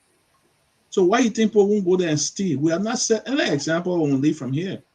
We leave from here with the intention of going to change things. By the time they give it to us, the first thing we start communicating our friend back home, because we know that they'll try to advise us and tell us what to do is wrong, what you're doing is wrong. We cut up communication then. You go Maria. I went Maria the few days. I seen some of the people from here who are working in government. See them living large. Some of them who never smoked cigar before, they smoking cigar. Part of the news. big cigar. Can you imagine that? Yeah, walking on the street, the walking places, 2-3 people walking behind them, then they get them on the other side there and all kind of stuff. That's the life Liberian man is used to. But it is sad for our country. It's sad for our country, but that's what the Liberian men, most of the men, then they're very unserious. Where are we going as a people? Mm-hmm. Where are we going? You can't change it. You fall right into it. So you gotta what? To support your lifestyle, you gotta steal. To support that lifestyle, you gotta steal. And that's how it happened in go around Maria. Dr. Peabody, anonymous caller by the name of Tyler. We're not supposed to. Anonymous supposed to be. They don't have name, right? Richard Tyler. Good English. Good English, but the person is Richard Tyler. Say, don't forget your friend Sir Joseph. Well, I don't know. I talk about who steal. I mean, I want to kill people who you got people who stealing money. So Sir Joseph got his own money the right way, right? I don't know. I don't know. I rather don't. Tyler, Richard Tyler, don't start trouble here. I'm happy Richard is still alive. The way she was Richard came out to start trouble. Yeah, Richard, you say your own thing, but I'm talking about people who are into the market. I mean, I don't know what she's saying, but I don't see Sir Joseph as a role. Sir Joseph has a lot of group in America that support his charity work here that I know of. So I don't think that is. Dr. Peabody, what most people are saying, how did these people get into the money in the first place? They got it while they were in government, not outside of government, because some of these people were very poor until they got into government. A lot of them were poor, and when they got in government, they got rich. They became wealthy. And that's only wanted for the 6 years. By the time the government leave, they have the previous government where you see a lot of them already walking in that car these days. 6 years ago, President, we are in power. Go see some of the former officials from we are coming in. But this is why the guys are saying Richard O'Hara coming. All right, Richard. Richard. Victor. I was down there and I met one of the representatives from Basel. He told me, he said, Jerome, he said, every time I listen to you guys, you say, they remember in government, he ain't get nothing. And he said, you would never say that about me. He said, the first 3 years is for me. Then the second year, he said, I will buy my land, I will build my house, they will not see me in the district, I will do everything because I came to Monroe. I ain't got nowhere to live, I ain't got no house, I got nothing. He said, so the first 3 years for me, I live with Edwin Snow. Now I voted for Edwin Snow to be speaker. Well, yeah, I said, all these things, if you have a serious justice system that could really persecute people, the LSCC, if they not regime LSCC, the auditing bureau, if they not regime, that will rather go there and if the law were fully implemented in our country, we catch people, but nobody want to do it. Everybody related to somebody in some way. So how do you do it? And that is the problem. That is the reason why. That is the reason why Liberia is what it is, because of this mindset that everybody is related to everybody, and we cannot hold people accountable. It's the fact that there is no accountability in the country. That's why the country is like that. Everybody can be related to everybody, but if people were being held accountable for their crimes and prosecuted, you understand? Despite the fact that everybody knows everybody, all of what is happening in Liberia would not be happening. Exactly. The culture of impunity. That's what is so pervasive in Liberia. That's why the country is looking the way it is. Nothing can be done. When you say public, so the country needs a radical change. That's what it needs. It needs a radical change. And sadly, the folks who are purporting to running out to be president, I don't see any of them. I don't see any of them fitting that criteria to be able to bring about the necessary changes that Liberia needs. Yeah, I don't see it. I don't see it. The more.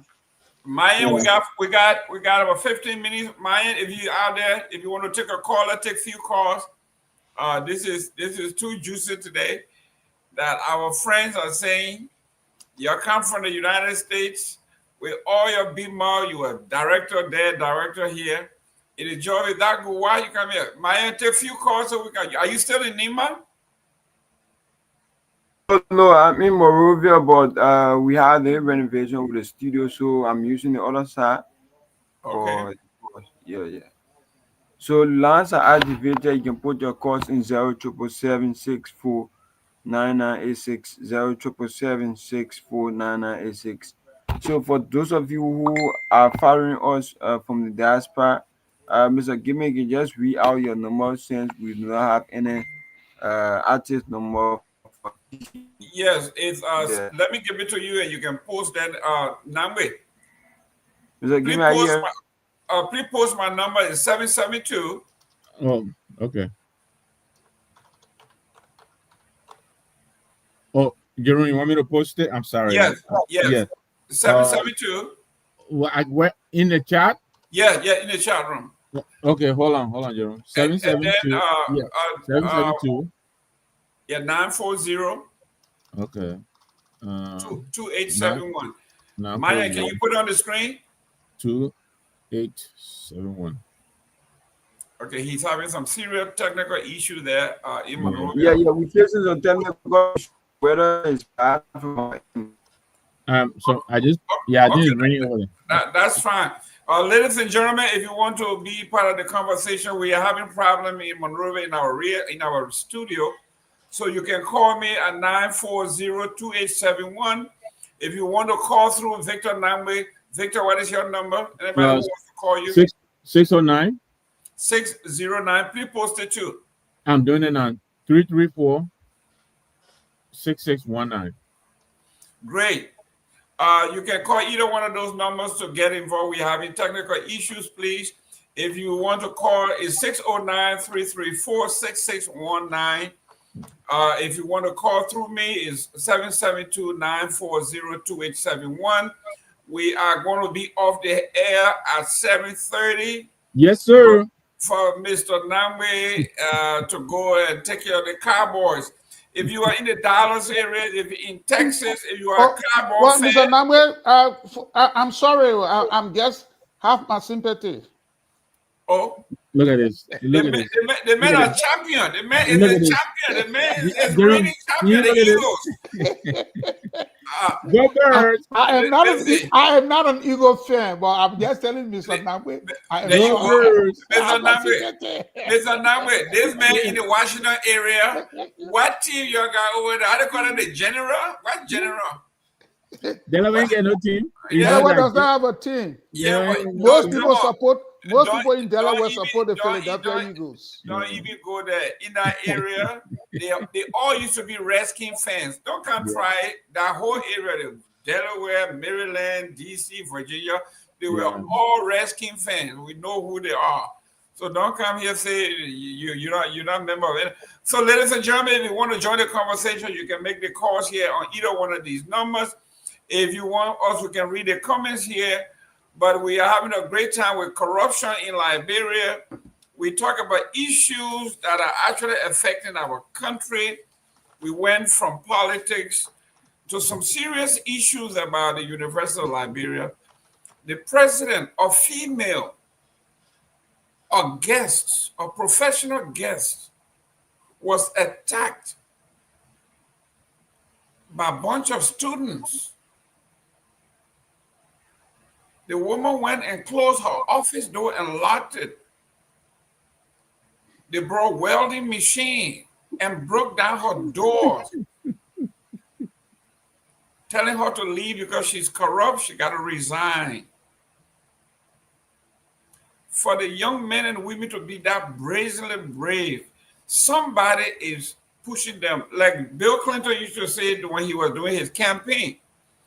He says, if you're traveling down a country road and you see the turtle on a stick or on a pole, you can rest assured somebody put it there because you know turtle can't climb. This is exactly what we are talking about here. If you have these young men and women,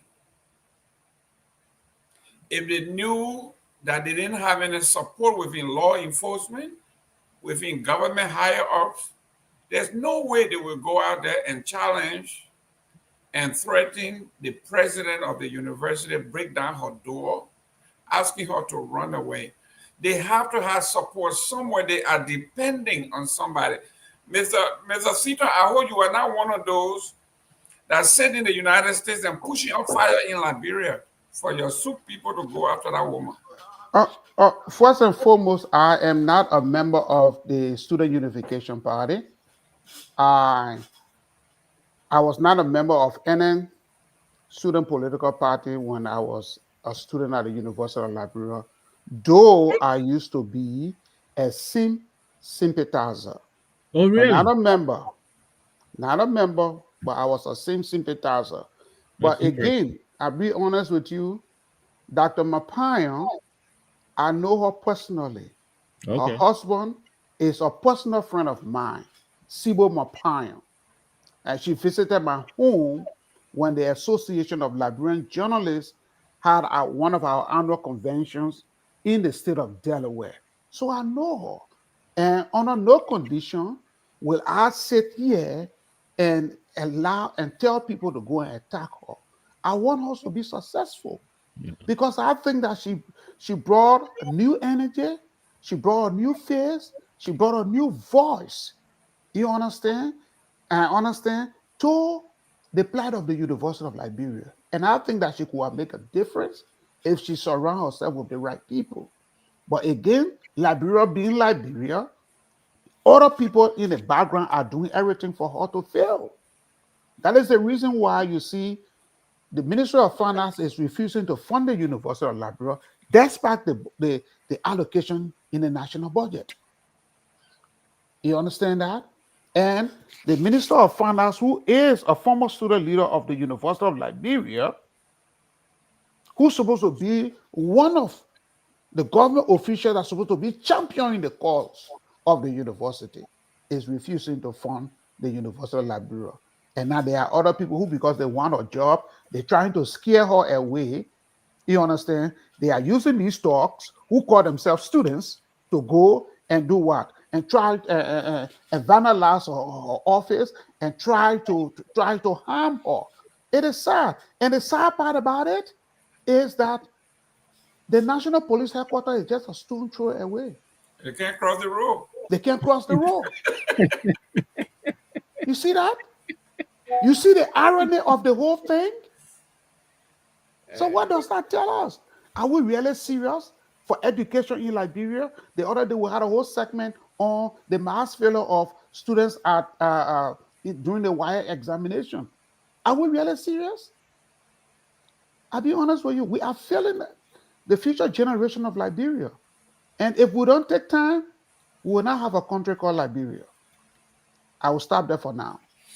Mr. Nagbe, while we're getting ready to close here, the speed with which the National Police went to the CDC headquarters to close them down, for the president of the university to be under attack and nobody shows up, it tells you a whole lot. I mean, Yeah. a female, a woman, a professional woman, and a guest of our university.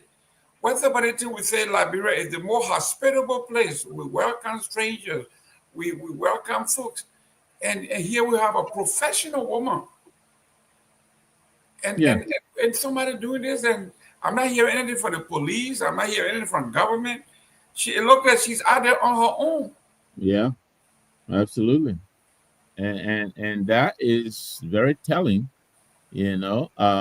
for our government as well, and again, I said to my brothers, my fellow militants in this government, brothers and sisters who all came up through the ranks of the University of Liberia, and you need to speak with these kids because we know you're still connected to them. Sylvester came here. I mean, I didn't come out of university, but I associated with the university a lot. Jackson, right? I was there when the student integration was being founded, because the founders, most of the guys who founded the student integration movement, I came from the William V. Stutman High School. The Samuel Sabwa, the Edward Farley, the Abdullah, the late Abdullah Tunis, and all these guys. We the ACT faculty. They later on went and found the student, Louis Brown, all of these guys, we all went to the university together. And so Larry may have been maybe a little bit ahead of me, but most of these guys, we all used to sit together, and we talk about what good governance looks like and what Liberia needed to be liberated from the shackles that we all be crying, bemoaned. And they're in this government. If they cannot make an impact, then they should tell us and get out. But if they're going to stay there, then they should make an impact. But it makes them look really bad to be in this government. All of this is happening. Coming back to the university. I mean, if in on an ideal circumstance, ideal conditions, they would start a rally and say, you know what, I'm giving 10% of my salary. To if to let's do a rally, and give the endowment fund, whatever it is, whatever little widow's mite, and start the process and tackle the university. I mean, look at that university. Look at that university. So for them to be in government and their own militant, Augustine Pehe Gafon is sitting at the Ministry of Finance, and this is happening, it makes us look bad. It makes us look like we were just agitating to switch to swap the people who are in government, switch places with them and do exactly what they were doing, if not worse. They in the government together, they take 43% on a trip, what they bring back from Japan. We have yet to find out. They keep churning out papers. We did this, but where are the tangibles? Other people are bringing home, contract already signed. What do you get? But these are some of the places where our money is going. The University of Liberia is in crisis. Most of its products are running this government, and yet nobody seems to care about trying to come to the aid of the university. Why? It doesn't make sense to me. It doesn't. I will pass it back, but some of these people rooting for these pitiful teams, actual factual, you can talk about the commanders. Yeah. I never heard of commanders. I don't even know. They used to be rescuing, the team that they don't want to be politically correct. I am not a fan of the commanders, neither am I a fan of Well, are they call them Baltimore? Are they call them the Ravens? The Ravens. I'm not a fan of any of them. I'll be honest though, the commander, the quarterback impressed last year, Jace, what's his name? McDaniel? I forgot his name, but he's pretty good, but that's why they call it a team. It's not one person exactly. So several things on the team have to click. Yeah. So but we'll see tonight the Eagles are going to put a hurt. Guys, it's 7:30. We are about to go off the air. Let's go to our closing so we can if doctors let me start with our chief here from how they call it, the Delawareans. Delawareans. How do you need to say it? Delawareans? The Delawareans. No, Delawareans, okay. They don't support the Ravens, they don't support the Commanders. I don't know who they support. I don't know. Yeah, but most Delawareans support the Philadelphia Eagles. Okay, so you are Eagle fan. Not me, but most Delawareans. Mr. Nagbe, you noted this man. He said he was at the University of Liberia. He was not a member of the club, but he was a sympathizer of SIM. Yes, I was a sympathizer. He was not a member of CDC. He was a sympathizer of CDC. Now let me give you a little back. Let me give you a little backstory. Let me give you a little backstory. Okay. I've always aligned myself with the United People's Party. Okay, so we got something in common. We all do. So, and the vast majority of the folks, the vast majority of the folks that founded SIM came from the UPP background. Correct. That's why I became a sympathizer. Yes. You see that? I see. So let me give you that background now so you can understand. Okay, so let's go closing so we can. But I think before I forget, Jackson, you're close. But a little quick education. From high school, you had a student Uhuru movement. They fed into the soup, then soup fed into Moja. Yep. Then you had the student Ujaman Brigade. They fed into the student integration movement, and then they fed into the United People's Party. That's what Jackson is trying to throw here. But go ahead, my brother. Yeah. Okay. But on a serious note, I think we had a good show. It is very important for us to continue to highlight some of the ills of the Liberian society. I think it makes no sense if we want Liberia to be an improved society, a developed society. We have to start doing those things that will lift Liberia up on a path of development. We cannot, and under no circumstance, allow hooliganism, violence, thuggery to be the fabric of the Liberian society. You have the members of the National Legislature involving in thuggery. You have students of the University of Liberia, the macrocosm of the Liberian society, engaging in violence, vandalism, and nobody is being held accountable. You have a government that appointed somebody from outside to come and clean up the mess at the University of Liberia. And then yet and say the government turns a blind eye to provide support to that person. What does that tell you about us? Are we really serious? So all of these rhetorics, people are saying where we want state power so that we can do X, Y, Z. They are all lies. They are only using these rhetorics to enrich themselves, not to help the Liberian people. But while all of these things are going on, our people continue to languish in abject poverty. There are millions of Liberians that go to bed every night without eating a good meal. Good meal. There are thousands of Liberians who are sick, cannot get good medical care. There are thousands of Liberians who cannot get proper education. There are thousands of Liberians who cannot get proper sanitation. Go to West Point, go to Nikutan, where I came from. Proper sanitation.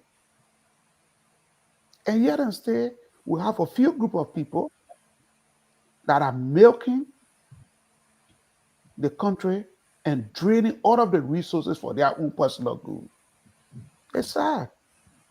And I don't know when we can ever get out of this vicious cycle of corruption and poverty.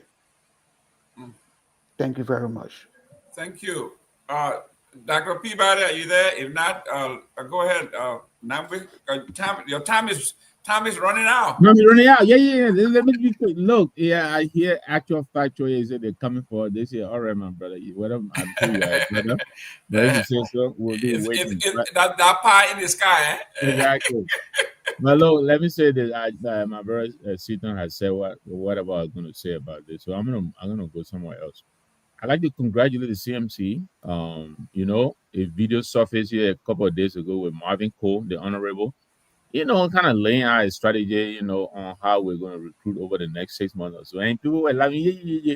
Well, I'm here to report Marvin Cole's team out of 31 teams. I think 30 teams have reported. Since that video was made, over 7,000 members were recruited. Yeah. Today, the political leader is in Lofa. He's in the Kwanoboni area. He has a quota. They all took on quotas that they will have to recruit over the next 6 months. And the guys are fanning out throughout the country trying to get their quotas. You know, I got what Sidiki said yesterday. Oh, you know, numbers are fluffy. You know, yada. Okay. Oh, we will stay with the fluffy numbers. You guys are not going nowhere. I mean, you're not close. Ends the interruption. Anyways, so let me say kudos to the. Man, you can't join it because you don't belong to any party. You always have sympathy. You don't belong. When we talk about politics, you're not supposed to be talking. You're not a member of no political party.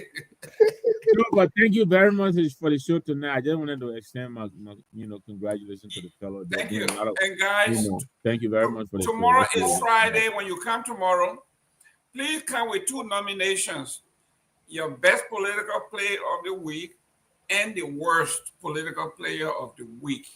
It could be a person, it could be an individual, it could be a team. Now, I will off the top. I don't want you guys stealing my nomination. The worst politician for this week has to be Josiah Joker.